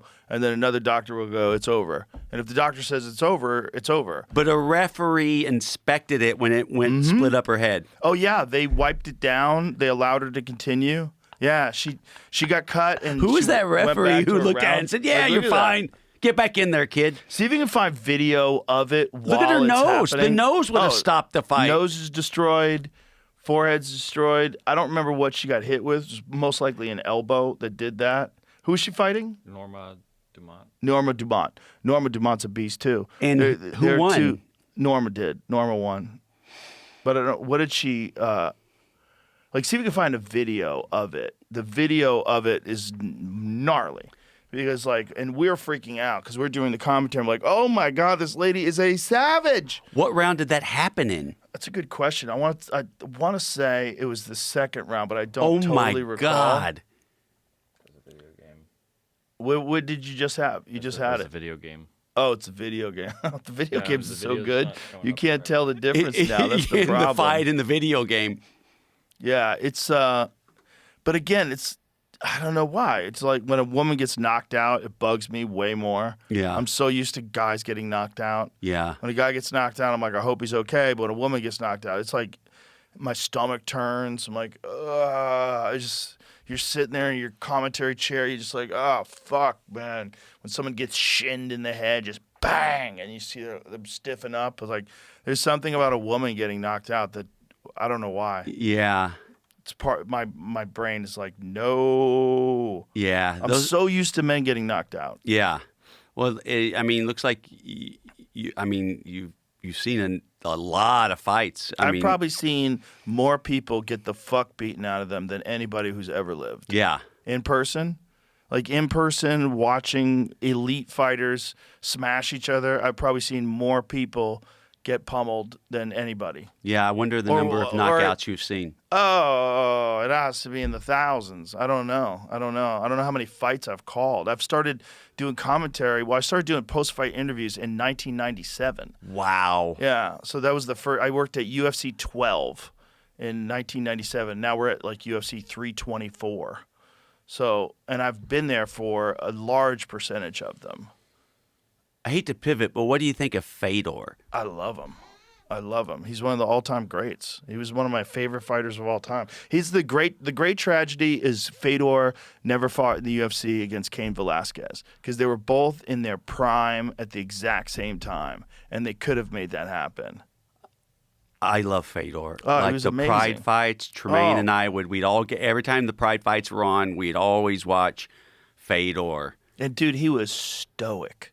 I mean, stoic. Like dead face, no matter what was going on. It could be the most chaotic, insane fight, getting blasted in the face, never changed his expression like a fucking robot. When before the fight, all the fighters are jumping up and down, looking around, He's and just he looks standing like there. he's about to fall asleep. Yeah. Oh, he was amazing. When- His mindset was fucking impenetrable. Remember when Kevin Randleman suplexed him? Oh, yeah. And On his I've head. never seen someone get suplexed on their head and not only push through it, but he submitted him pretty soon afterwards, Yeah. right? Yeah. You got him in an armbar, like very shortly after that. That still doesn't make any sense to me. Oh, he was a freak. He was a freak, man. Here, look at his face. Look how calm he looks. Yeah. Here it is. So he gets slammed. Oh my goodness! And just rolls right into it. I mean, that was That could have knocked most people completely unconscious, could have separated your vertebrae. And look, look how Yeah. strong. And he reversed the position like seconds later. And Randleman was good on the ground. Oh, fuck yeah. Randleman was a world-class wrestler. But look and at that. a beast. But Fedor was special, man. He was special. And this is like Randleman's wearing wrestling shoes, too. He was allowed to wear wrestling shoes. Pride had a lot of crazy rules. That left of Fedor's. Oh, everything, man. Everything. He was the most complete. So he pins down the arm and he eventually catches him. I think he caught him in a Kimura. A Kimura or a straight arm lock. It might have been. Yeah, here it is. He caught him in a Kimura. Here it is. I mean, that's insane. Insane. Within a Yeah. minute, he Turned it around. He was the most complete out of all those guys because he was a guy that could fight you standing up at an elite level, but also in any kind of wild scramble. He would catch an arm bar off of his back. He would submit you on the ground. He could throw you. He could do everything. He was the most complete out of all of the heavyweights of his era. Yeah, I remember when he was fighting Nogueira, I was like, oh no, it could go south for Fedor. And You thought so? Yeah. I was worried. Yeah. Because you look up to a fighter and you're like, he can't lose. I don't want him to lose. And I was worried about Nogueira, but he beat him twice, right? Yeah, and they were brutal. The ground and pounds were fucking brutal. When he was on top of Nogueira, just bombing on him. Yeah, I'm like, Fedor, don't go to the ground with Nogueira because I'm just worried. I'm like his aunt or something, Right. but no problem. No, he was awesome. But there's a time where a fighter can operate under that peak form, and it's a short window. Yeah, And I always say when you're looking at the greatest of all time, you have to look at them in that peak window. You can't look at them when they're fighting in their late 30s and they probably shouldn't be fighting anymore. Yeah. You gotta judge them based on who they were in their prime, because every combat sport athlete has a limited amount of time where they can operate in their prime. Yeah. And Fedor in his prime was about as good as anybody who ever lived. I love hearing you say that. Yeah, he was because I fucking really amazing. Fucking amazing. Yeah. But it's like when we had Cain in the UFC, Cain Velasquez, who was another superhuman freak, also super stoic, would just go and had cardio like no heavyweight ever. Like freakish, God-given cardio. Yeah. And they'd call him Cardio Cain because he would just put a pace on guys. Well, you'd see the look on their face, and it was like the second round. They're like, I can't do this. Yeah, and I he's can't." just he was ready to go. Just not even out of breath, just smashing you over and over and over again, picking you up, slamming you down. Like what he did to Brock Lesnar. I mean, Brock Lesnar was fucking terrifying. He was a 300-pound man who was built like a Viking. Like he just hopped off of a fucking ship with a battle axe. And Yeah. Cain beat the fuck out of him. I know that was an amazing fight, and I watched Brock Lesnar body slam Wee Man through a table at a restaurant one night. It was one of the best things. We were Was there. that on Jackass? No, we were there to do. I was going to do WrestleMania. I believe it was WrestleMania against that low down and dirty Sami Zayn, and we're at the restaurant. I think we're at the Four Seasons in their restaurant, and we all had a couple of drinks. And Brock just comes by. He's leaving. He comes by to say goodbye, And Wee Man gets a little chatty. Wee Man got a mouth on him. So Brock just scoops him up like a baby. And he goes, "You're going through that table." And just lifts him up over his head and bam, right through the table. It was one of the best things I've ever seen. Just, it looked like one of those tables in an Old West bar fight. This is it? Yeah, this is it. And he's like, "No." Wee Man's like, no. Oh, Jesus Christ. That's a regular table, too. Oh, yeah. That's what you get for talking shit to Brock Lesnar. It doesn't really compute in his head, I don't think. Brock is a guy that, he was NCAA Division I national champion, elite wrestler. I always wondered what would happen with him if he didn't go into pro wrestling for so long, if he just went into MMA right out of his college career. I think he could have been one of the all-time greats, too. What are you going to do with that guy if Right. he's been training for that long? Well, he didn't train much in striking at all. Like, you could tell in the early days his striking was, he was learning it. Obviously an elite athlete, a freak of nature physically, but he was still learning striking, and striking is something that takes a long time to really get a mastery of. Oh, yeah. He wasn't, so he was just, and he didn't need the money, didn't need to do it, was already a giant pro wrestling star. Could have just stayed Brock Lesnar, but just decided, I want to see what would happen if I fight for real. He liked it. And he beat a lot of really fucking good guys. Yeah. Which is kind of crazy. I mean, he beat Randy Couture, who's an all-time great. Yeah. He beat Frank Mir, who's, an all-time great. He's a freak athlete, you know? He's fucking horrific. Horrific dude. Who's the young guy? Gable Stevenson? Yeah. I think he's a problem. Ooh, 'Cause his striking looks giant good. problem. His striking looks good. He's a giant problem because he's a 250-pound man that moves like a 150-pound man. He's so fucking fast and so athletic for a big guy and elite wrestling skills. I mean, gold medalist in the Olympics are wrestling skills. That kind of wrestling skill is like so hard to fuck with. Yeah. He's got that and ridiculous power and speed in his hands and just this. There's a mindset that like some guys have, like elite athletes have, this like unstoppable drive and discipline. Yeah. And he's got that. And like, he's going to be, I sent Dana White a text message because he had an MMA fight and hit this dude with a left hook. And then as the dude's going out, he fucking slams him to the ground. He landed the punch, and he had enough speed to close the distance and fucking slam him to the ground while he's unconscious from the punch. Yeah. And I sent Dana White a text message. I said, everybody's fucked. I just sent him that clip. I sent Dana the same clip. Did you really? Dana, what are we doing here?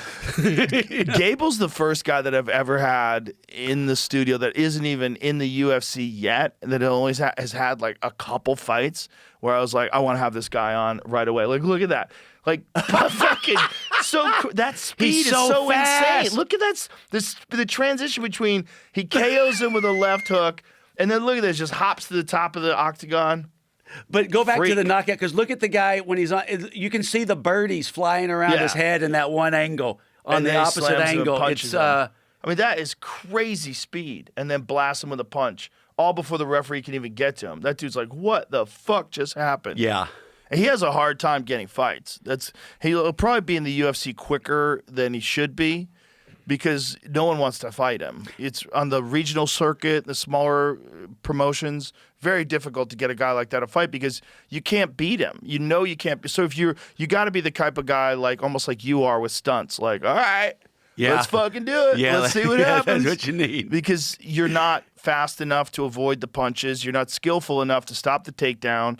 You can't do anything about it once he's on top of you. You're not getting back up. You're just going to get pummeled. Like, what are you going to do? And some guys are just so gangster. They're like, let's see how I do. You're just standing in front of a coal But train. most guys are going to not fight. You're going to get that offer and you're going to go, fuck that. I want to be a world-class fighter someday. I got to get better. There's no way I'm going to get better if I fight that guy and I realize how tall the mountain actually is that I'm supposed to climb. But to any prospective fighters of Gable Stevenson out there who maybe don't want to fight them, take it from me. It doesn't take that long to get knocked out. It's going to be an easy night. It's Right. going, 15 seconds of your time? That's not the problem. The problem is, so like in boxing, okay, this is a good, so boxing has always traditionally done a way better job of preparing fighters for world-class fighters. Mm-hmm. So even Mike Tyson, who was a phenom, in his prime, he fought a bunch of journeymen in the beginning. Mitch Blood Green. Well, he was good. Mitch Blood Green was good. Oh, Mitch yeah. Blood Green went to decision. Yeah. I mean, he was a gang leader and Not he was the a street crazy fight. person. No, in the street fight, Mike fucked him There up, was but a- he also broke his hand in a street fight in a haberdashery in Harlem, which is crazy. Slipped into alliteration. Yeah, I mean, they fought in a haberdashery. They fought in a place where you get custom suits made. And why wouldn't you? Why wouldn't you? So that fight was like Mitch Blood Green was he was a real pro. It was a real elite fighter. But you go to the early days of Mike Tyson, where he's fighting guys that have fucking zero business being in there with him. Yeah. And these guys just took the payday and just got knocked into orbit. And those fights are some of the most fun fights to watch because you realize you're dealing with a guy who's going to be one of the all-time greats. Yeah. And you're getting to see him when he's 19, and no one had any idea what was coming. You know, No. like some of his first fights, people had heard rumblings. There's this kid out of the Catskills. Yeah. Everybody talked about it, but until you saw him, you're just like, oh, God, good Lord. Just all business too. All business, no socks. The just the towel Yep. with the hole in it, and it was. Throwback. Yeah, it was, but there was never a throwback fighter like that had just a towel over, his head walking into the ring. Well, you'd have to go back to like the Jack Dempsey days, which Tyson did. See, Tyson had this advantage that his manager was Jim Jacobs, and Jim Jacobs was a boxing historian. And so Jim Jacobs had all these films of all the old school fighters, Sandy Sadler, Yeah, and he's a Willie big- Pep. yeah. And so Mike would just sit and watch all these great fighters, all the old school guys, all the old Joe Louis fights on film, all the Sugar Ray Robinson fights. And Which there are not a lot on film. I wish there were, because we never have Right. prime Sugar Ray Robinson. Like, there's not a lot of films. well, you can watch them on YouTube. But I don't think, like, prime. I think after a certain... Oh no, there's some prime Sugar Ray Robinson. Yeah, you could watch some great Sugar Ray Robinson KOs that are on. Yeah. He was another guy. I mean, I think he had like 90 fights. I think he was like something like 90-0 before Yeah. he had his first loss. And then he went another 40 fights before he lost the second. Crazy. Insane. But Crazy. And they were fighting all the time back then. yeah. Those guys would fight multiple times in a year. It wasn't like today where, guys will like Canelo and Crawford, they talk about it. Like Crawford hadn't had a fight in like a year and a half. Like, Yeah. It wasn't like that back then. They're It fighting was a few times a month. constantly. Yeah. But also, then the end is so sad because in the end, Sugar Ray Robinson had dementia and it's like he couldn't talk. There's some interviews of him later in life that are really, really fucking sad. Yeah. So that's the thing about a guy fighting Gable Stevenson. It's not that Gable's going to beat you and getting knocked out's not that bad. It's that your confidence is going to be destroyed and you will get knocked out easier next time, which is the problem with getting Yeah. knocked The out. glass. Yeah. Yeah. I can attest to that. Is it to happen to you now? Like, will you get KO'd easier? I got my knockouts. I got knocked out easier. Yeah. It's the old glass jaw. You notice the difference? Yeah, I mean, I could watch the impacts afterwards, and that might not have got me 5 or 6 years ago, but now it's just, You just go out. yeah, How many times do you think you've been KO'd? about 16, Wow. and That's a lot. yeah, Have you ever gotten, like, brain scans done? And yeah. what do they say? Well, they're they're not the best brain scans they ever looked at. I didn't win any awards for my brain scan, Joe. They're like, don't get any more concussions. But did they say there's anything going on there that you need to be concerned about? Well, they don't know about, you can't detect CTE until post-mortem. Right. But do you have any lingering issues like memory issues, impulse control? I don't know whether it's I'm getting older or I can remember a lot of like things from 4 years, like from my childhood and that kind of thing. I have complete recall, but what I did a week ago, it's up in the air. And do you think that's connected to the head injuries? Or is it just like aging? Because as you get older, Well, you there's the $1 forget million things. question. Right. So But you seem okay. yeah, Which is part of the problem. Like, I know a lot of fighters that seem fine, but I know publicly or privately they're struggling. Yeah. I know they have, like, issues, yeah. I'm I after that that with the magician one, I kind of went offline for a few months, but I've completely recovered. Went offline like how so? Just slowly over a period of months, I just got super depressed and anxious and fearful of everything. Just in my mind, it was just a loop of everything bad and is going to happen. Is catastrophic thinking and ruminating. And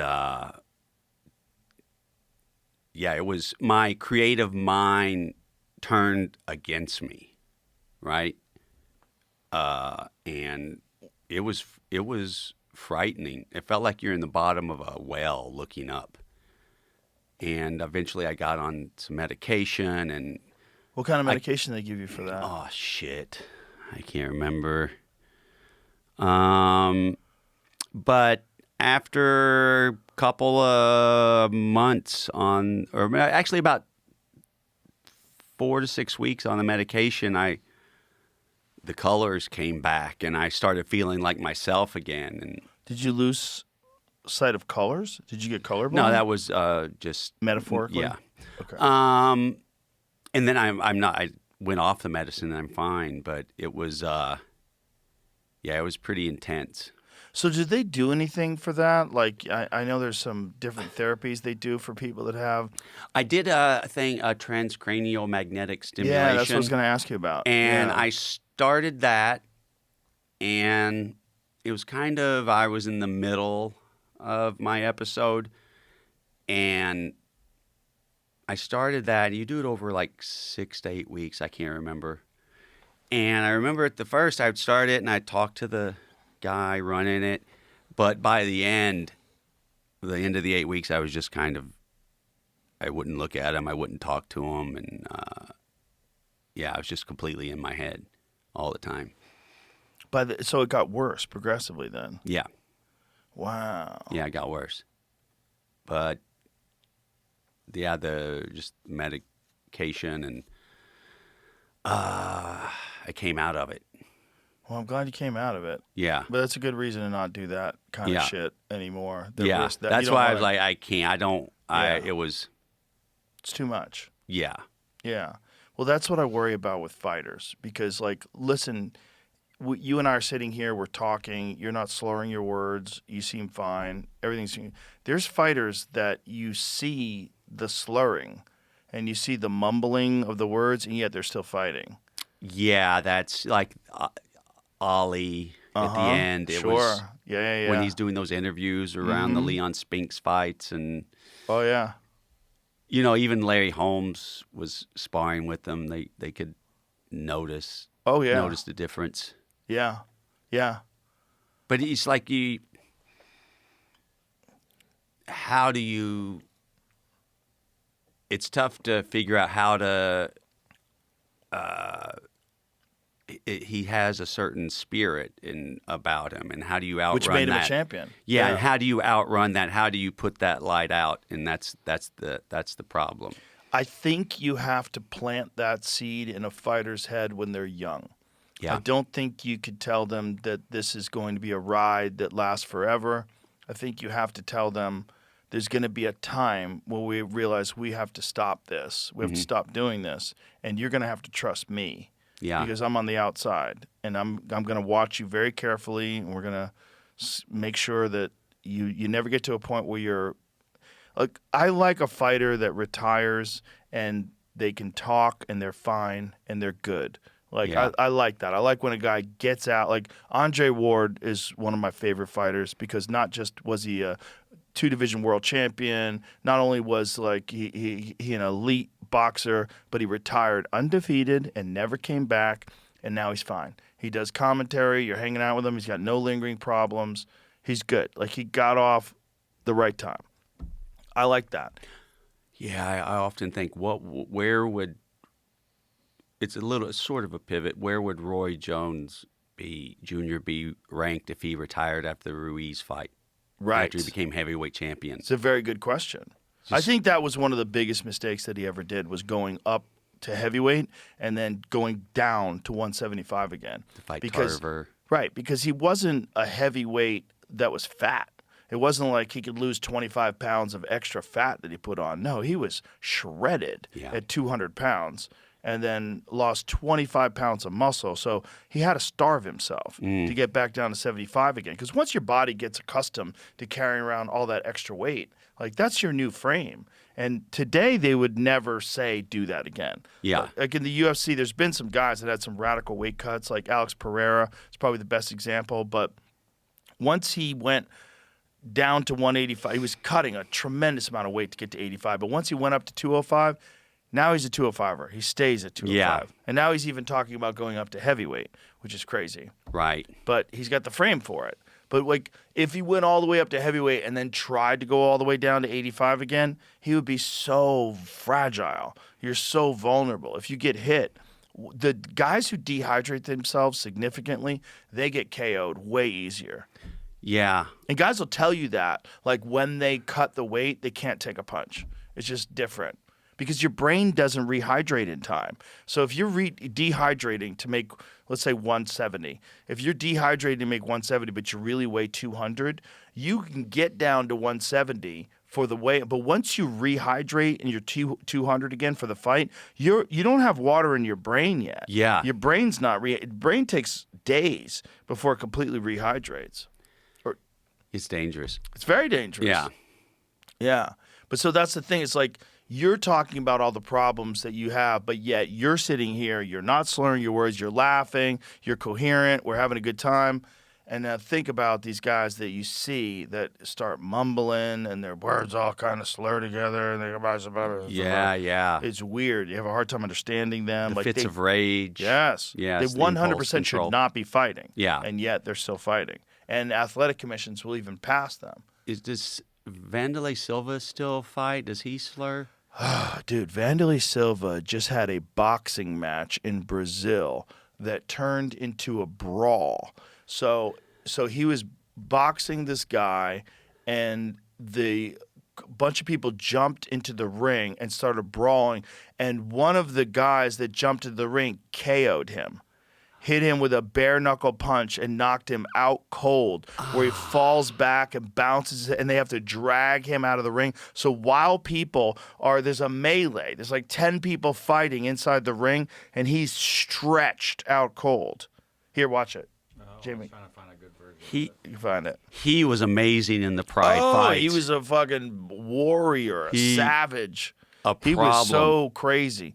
But that's another guy that's been KO'd so many fucking times. I don't speak Portuguese, but my friends who do say you can clearly tell the difference. So here's the fight.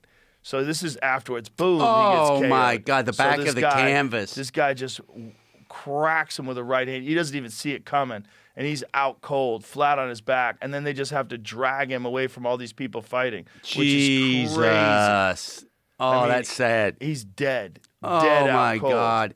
Yeah. And again, this is a guy he got knocked out by Mirko Krokop. He got head kick KO'd. He got knocked out by Rampage Jackson. He got knocked out by some big fucking scary shots. Krokop had legs like Earl Campbell.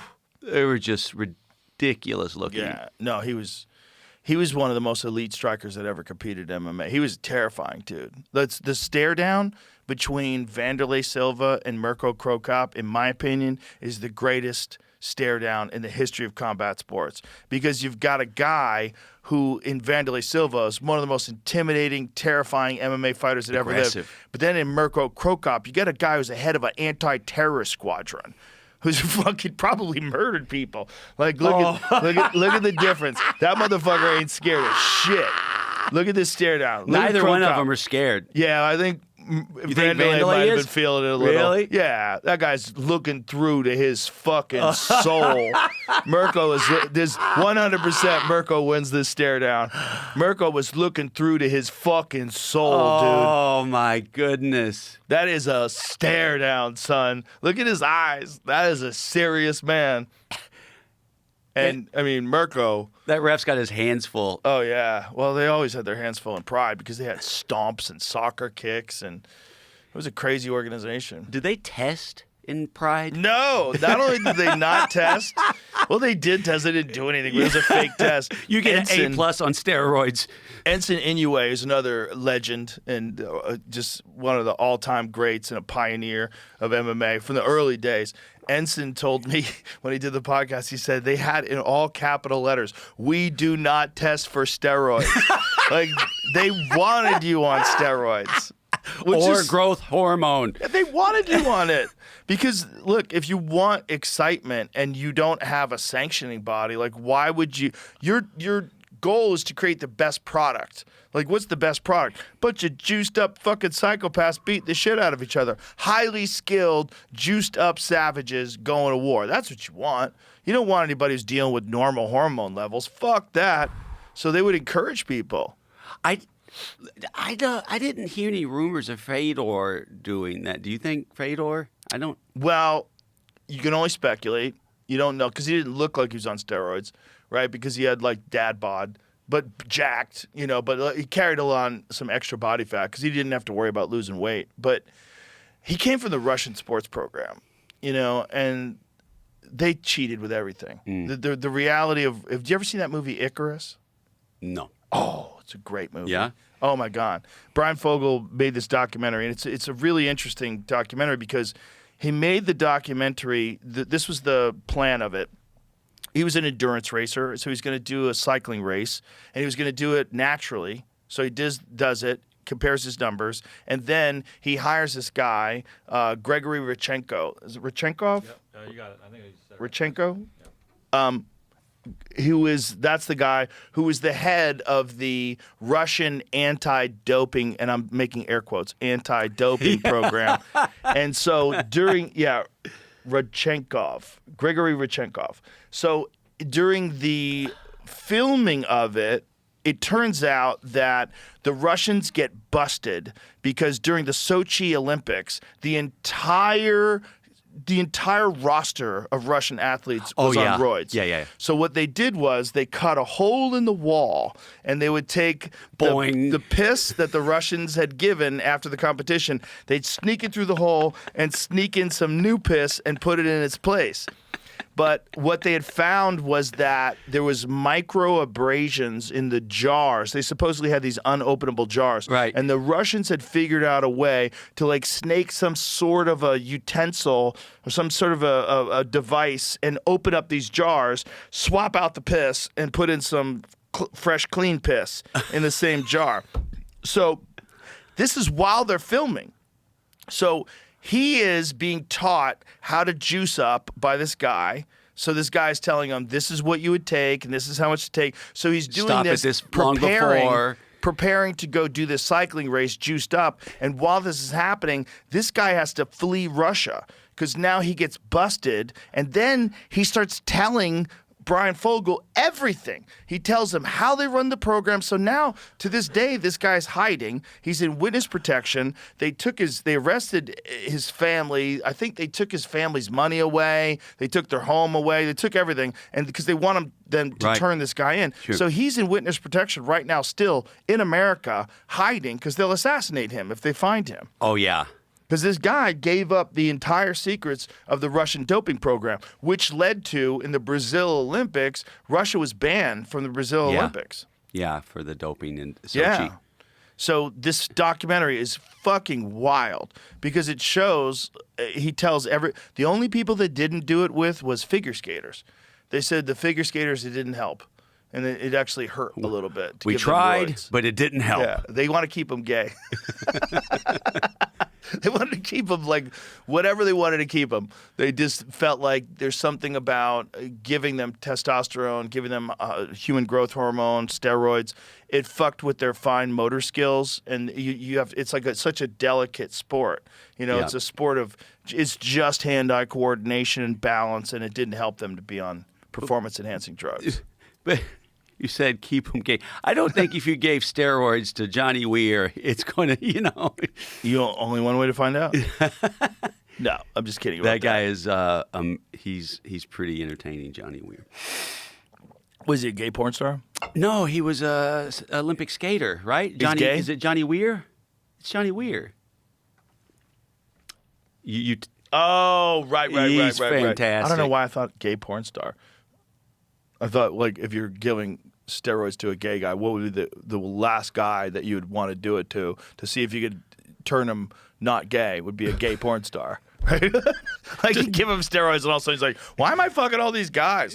This is crazy. Thank you. You've cured me." It turns out it wasn't pray the gay away; it's inject the gay away. that preacher pray the gay away. Yeah. Oh, those guys are funny. Those guys are almost all gay. Those gay Of retreats. course, yeah. It's like They'll get together and hug it it's out like- with boners. Yeah, kind of sad. Just But- be how you're going to be, Yeah. man. Don't like tell everyone what to do. Just live your life however you want to Yeah. live it. You know. Well, this is a burden of responsibility on some of us for being judgmental, and for so long. I mean, being gay was so dangerous to come out. You could get Yeah. killed, you get beaten. You Yeah. know. I mean, it's a testament to our society today that it is like not just accepted but celebrated that people are gay. It's because for so long it was so hard to be gay.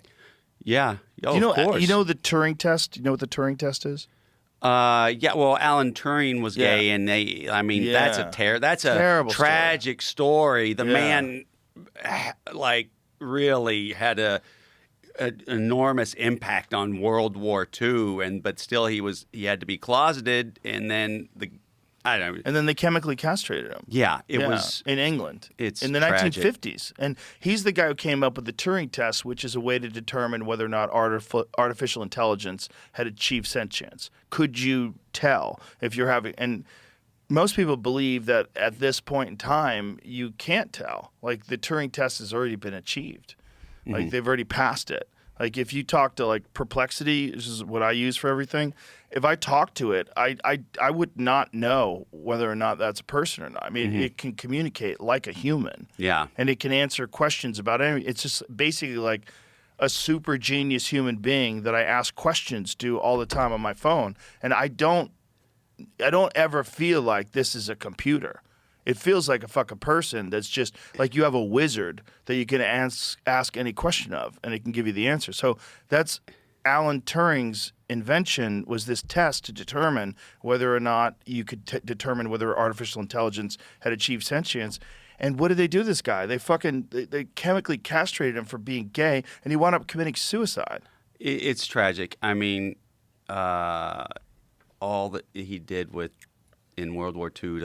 He's the father of the modern computer. He helped break the Enigma code, which was considered unbreakable. Yeah. And just his country turned his back on him, and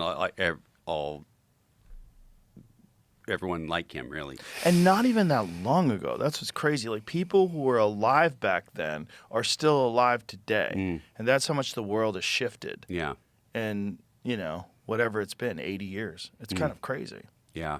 Not even 80 years, 70 years, right? Crazy. Yeah. I'm fascinated by World War II and the characters from that. Oh, yeah. No, World War II is a nutty time in history.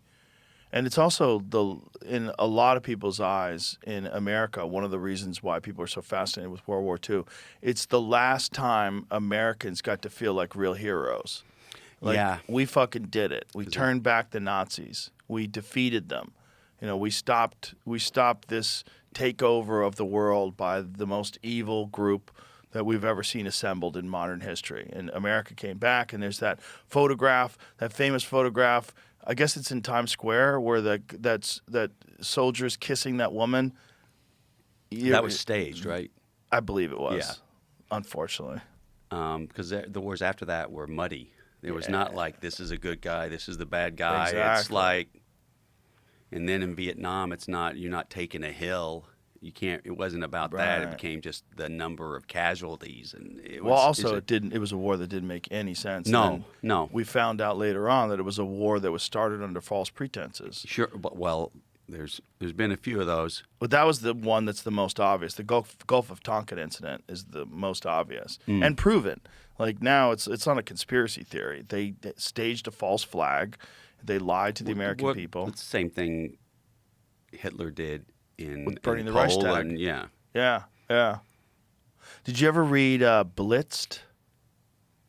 No. It's Norman Ohler wrote about Hitler marching through Poland and about all the drugs that they were giving Oh people. yeah, the Pervitin. They would get jacked up on Pervitin. Fucking meth. They had capsules, meth capsules, and the people at the front of the line got the most meth. Yeah, They dosed people up according to where you were. but they realized that had diminishing returns Yeah. because they're just jacked up all the time and they're not sleeping, and then it just starts falling off. Yeah. But by then they were addicted, and Well, it turns out you could do it for 3 days and get all the way through Poland. yeah, That's how they did it. Yeah. 3 days, no sleep. And Hitler was like, I know how we could do it. Just meth everybody up and have a march. well, he was taking more drugs than anyone. Oh, yeah. Just Well, he had his own doctor that wasn't a part of the yeah, SS. that shady ass Yeah, doctor. yeah. It's all in the book. The book is fantastic. It's really good because it's just like, and he said that most of what Hitler was on was actually opiates. Yeah, Eucanol. I don't know what. Pervitin. Well, Pervitin is a meth, right? It's an yeah, amphetamine. Pervitin is the meth, but I think Eucanol was an opiate. Will you? He was on a lot. He was on a lot of shit. Yeah. A lot of different things. Do you know that he also had a genetic anomaly that would lead to his testicles not descending? And Yeah, I've heard most about like, yeah, I think it's called Corman syndrome or something like that. Eucanol. Yeah, it was an Yeah. opiate. Yeah. I think it's called Yeah. Hallman syndrome or something like that. Whatever he got. What is it called? Morel was like Elvis's doctor. Yeah. So they got blood from the fabric. What was it called? What was the syndrome called? Micropenis. Yeah, well, it definitely micropenis was the Kalman. That's what it is. Kalman syndrome. So what it was they found blood from the couch where supposedly Hitler committed suicide. They took that blood and matched the DNA to Hitler's bloodline. So they knew it was a male, and they knew the blood came from someone in Hitler's family. So they're reasonably assured that this is Hitler, and then they found that they had Kalman syndrome. So researchers analyzing blood-stained cloth from the sofa where Hitler died found genetic marker linked to Kalman syndrome disorder as a form of hypogonadotropic hypogonadism, which resulted in insufficient production of sex hormones and can prevent or delay puberty. Makes sense, Yeah. right? Methed up dude, Yeah. little dick, Tiny dick. no balls, Most evil man in history. wants to fuck the whole world. Maybe one ball. Maybe one ball. Well, he was diagnosed with one undescended testicle. That was a fact from one of his medical reports. One of his testicles was like stuck up there. Yeah, it's A he crazy time. had some problems. He had some issues. Yeah. What a fucking monster. Speaking of meth, we always talk about this documentary that Johnny had a hand in. Oh, that's Oh, right. The Wild and Wonderful Whites of that's West right. Virginia. I fucking love that documentary, dude. Thank you. That documentary was crazy. How did you get involved in? Thank you, Jamie. How did you get involved in that? A friend of mine knew Julian Nitzberg, and Julian is the one who found Jesco White. Julian was doing another documentary on oh shit, fuck, I can't remember right now. But they're like, hey, do you want to meet Julian Nitzberg? And I'm like, yeah. And so I talked to Julian. He told me the story of him being involved with Jesco White, the first documentary. You saw the first one, right? Mm-hmm. You did more than one? No. The first one, Jacob Young did. Julian Nitzberg found Jesco White, went to Jacob Young and said, hey, look at this guy, look at this character. And it came out on videotape. And if you saw it back in the late 80s, early 90s, it was usually like a copied over fourth. Is this the Dancing Outlaw one? Yeah. Okay. So that's what that's not the Wild and Wonderful Whites No, of West that was- Virginia. That was yours, right? Yes. And so I was talking to Julian, and I'm like, well, what do you think Jesco's up to now? He's like, I don't know. And so we got some money together and sent him to talk to Jesco and his family. And now because of just generational neglect and all the young kids coming up, he's like he was like, you know, the wildest one in the family, but now he's like the 8th wildest. All the younger ones are much, you know, more intense. And we came back with 3 days of footage, and we're like, holy shit. And we cut something together and took it to my friends at MTV, and they're like, yeah, okay, we'll give you some money. They weren't even sure. They're like, you guys haven't, you know,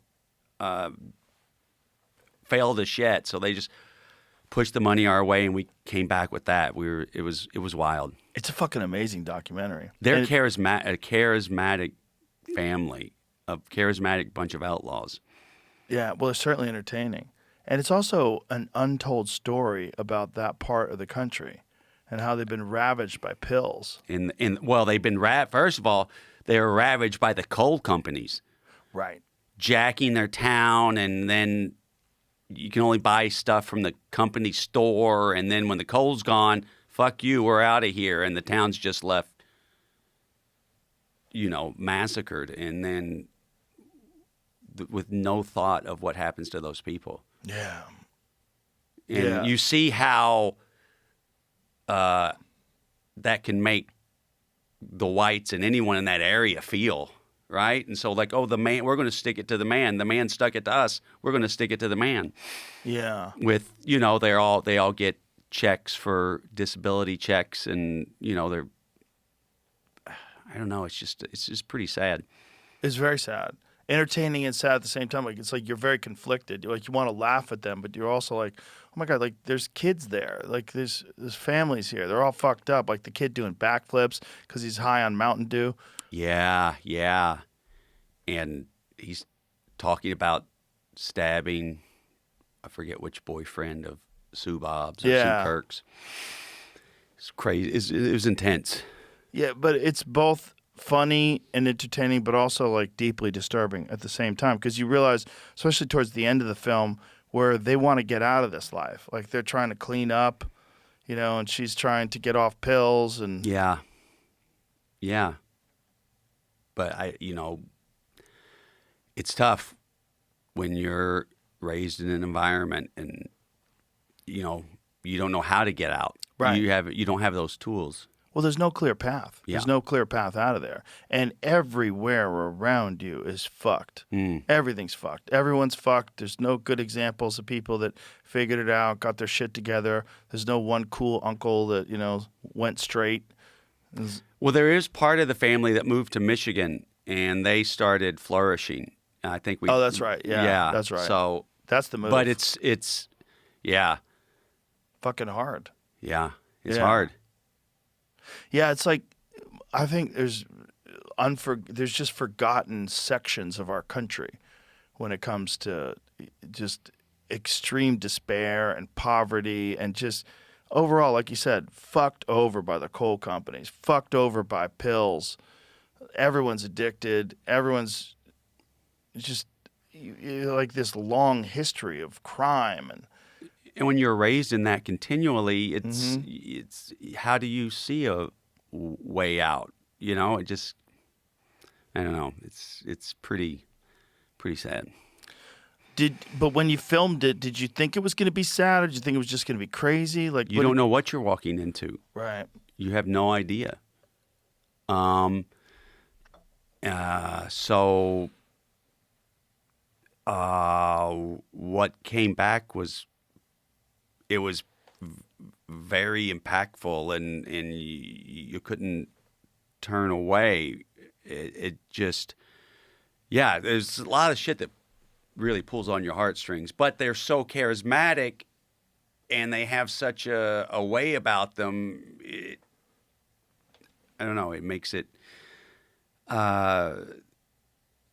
their sense of humor like helps ease you through it about the situation. But still, it's a situation.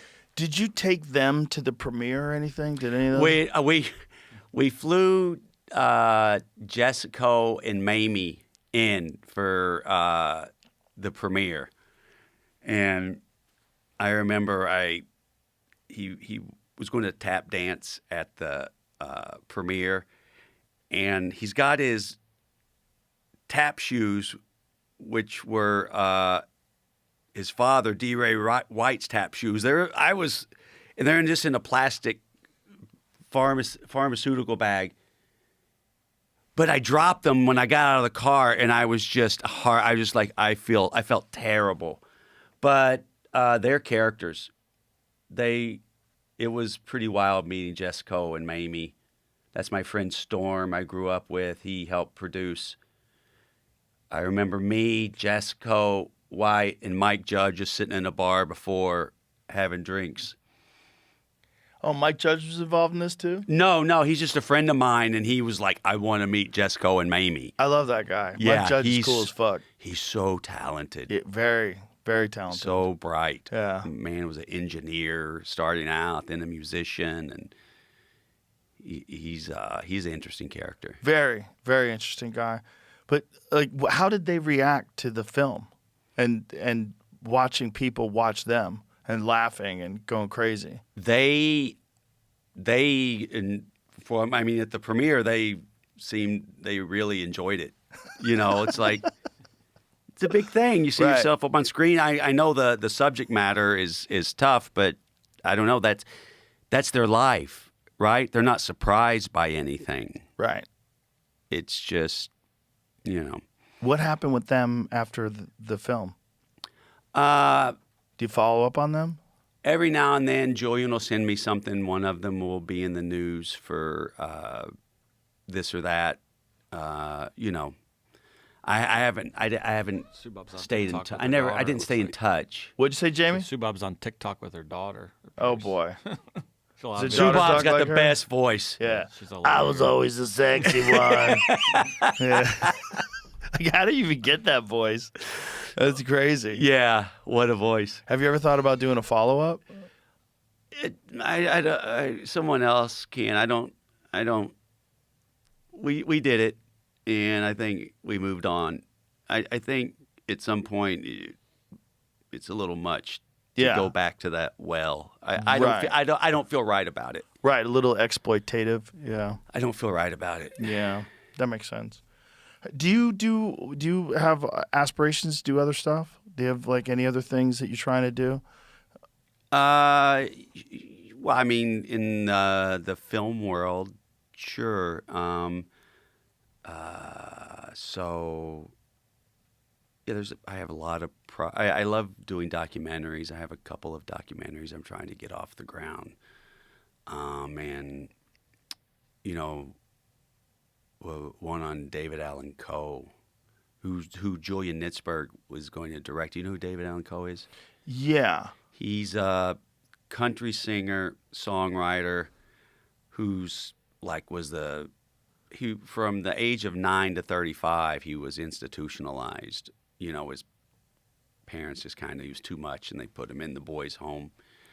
And he was the head of the outlaw motorcycle gang for a while. He had 8 or 9 wives for a while.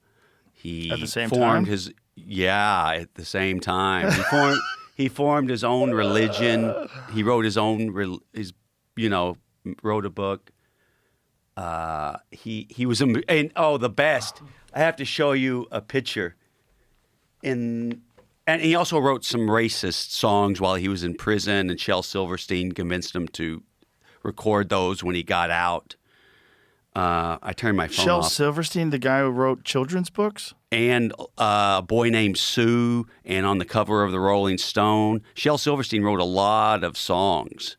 Wow. And he convinced a couple of the songs are, racist and can't really, there's no defense to them. He's lived a very complicated life. But in the 80s, he decided, I'm going to become a magician. And I have a picture of him with and a ventriloquist, and I'll show it to you in a second. It's pretty. He's the most frightening fucking ventriloquist you've ever seen. And the weird thing is, the magicians, Penn and Teller, credit him as one of their influences. Is that him with his dummy? No, it's Terry Allen. Okay, let me find it real quick. So it's an incredible story, but it's just hard getting something like that made now for people who aren't wanting to. Okay, come on. I'm bringing up. So we're trying to tell that story. And so just whatever just strikes your interest, like things that you find fascinating.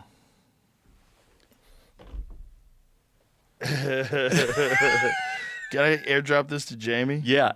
How do I do this? Here we go. And his son, Tyler Coe, does that podcast, Cocaine and Rhinestones. It's a brilliant podcast. His son's really sharp. Friend of It mine. says airdrop code required. And so that's how you decide things, just based on like what's interesting? Just like I don't know seems how cool? else to decide things. Look at that. David Allen Coe. Look at his belt buckle. Look at that belt buckle. Oh, yeah. What a scary looking dude with a dummy.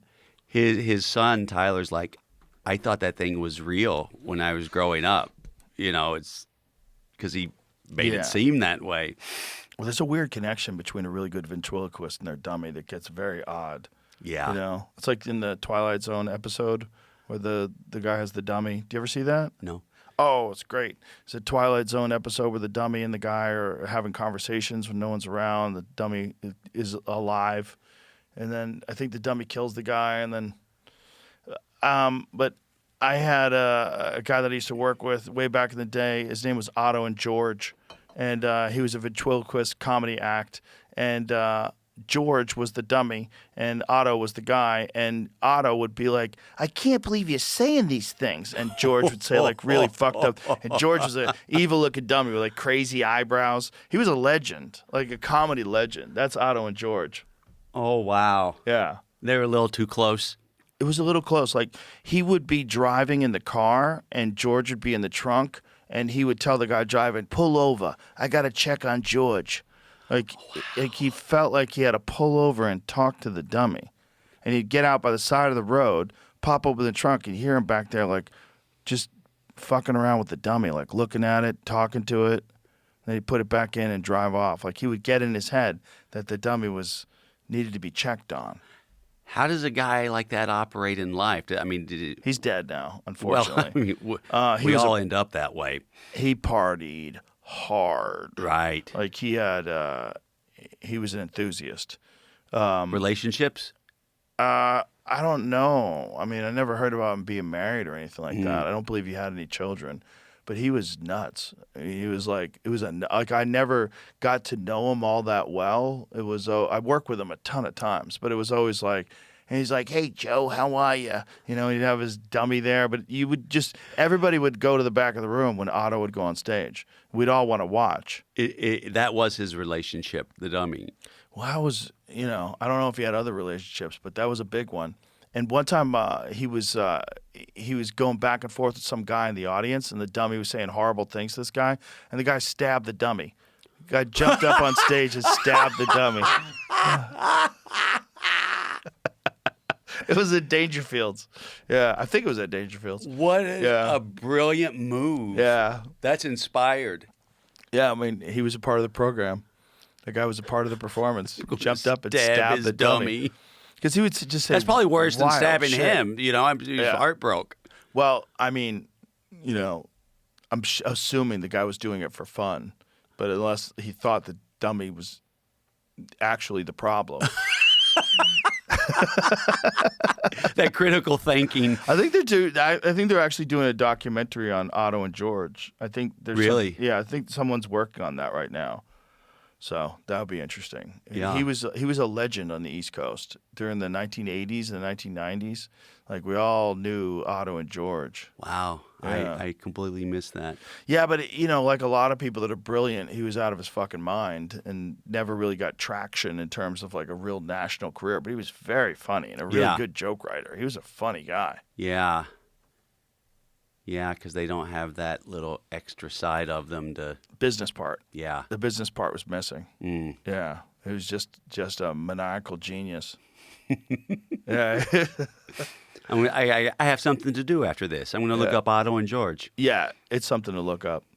Listen, man, good luck on Fear Factor. Thank you. I hope it runs another 148 episodes, just like when we did it back in the day, and I hope nobody gets hurt. Yeah, I appreciate that. I appreciate you having me on. Oh, my pleasure. It's great to meet you, man. You've entertained the fuck out of me over the years. Thank you. And give me a lot of anxiety as well. I'm glad you're okay Yeah, for the most thanks, part. man. Well, thanks for doing this. Thank you. And tell everybody, when does it air? When does Fear Factor start? Premieres tomorrow. Oh, no, excuse me. Premieres tonight, the 14th. Right. Okay. Sorry, I've Beautiful. been on the whirlwind kind of thing, so it's on tonight. Awesome. Yeah. Awesome. All right. Well, good luck. Thank you. Thank you. All right. Bye, everybody.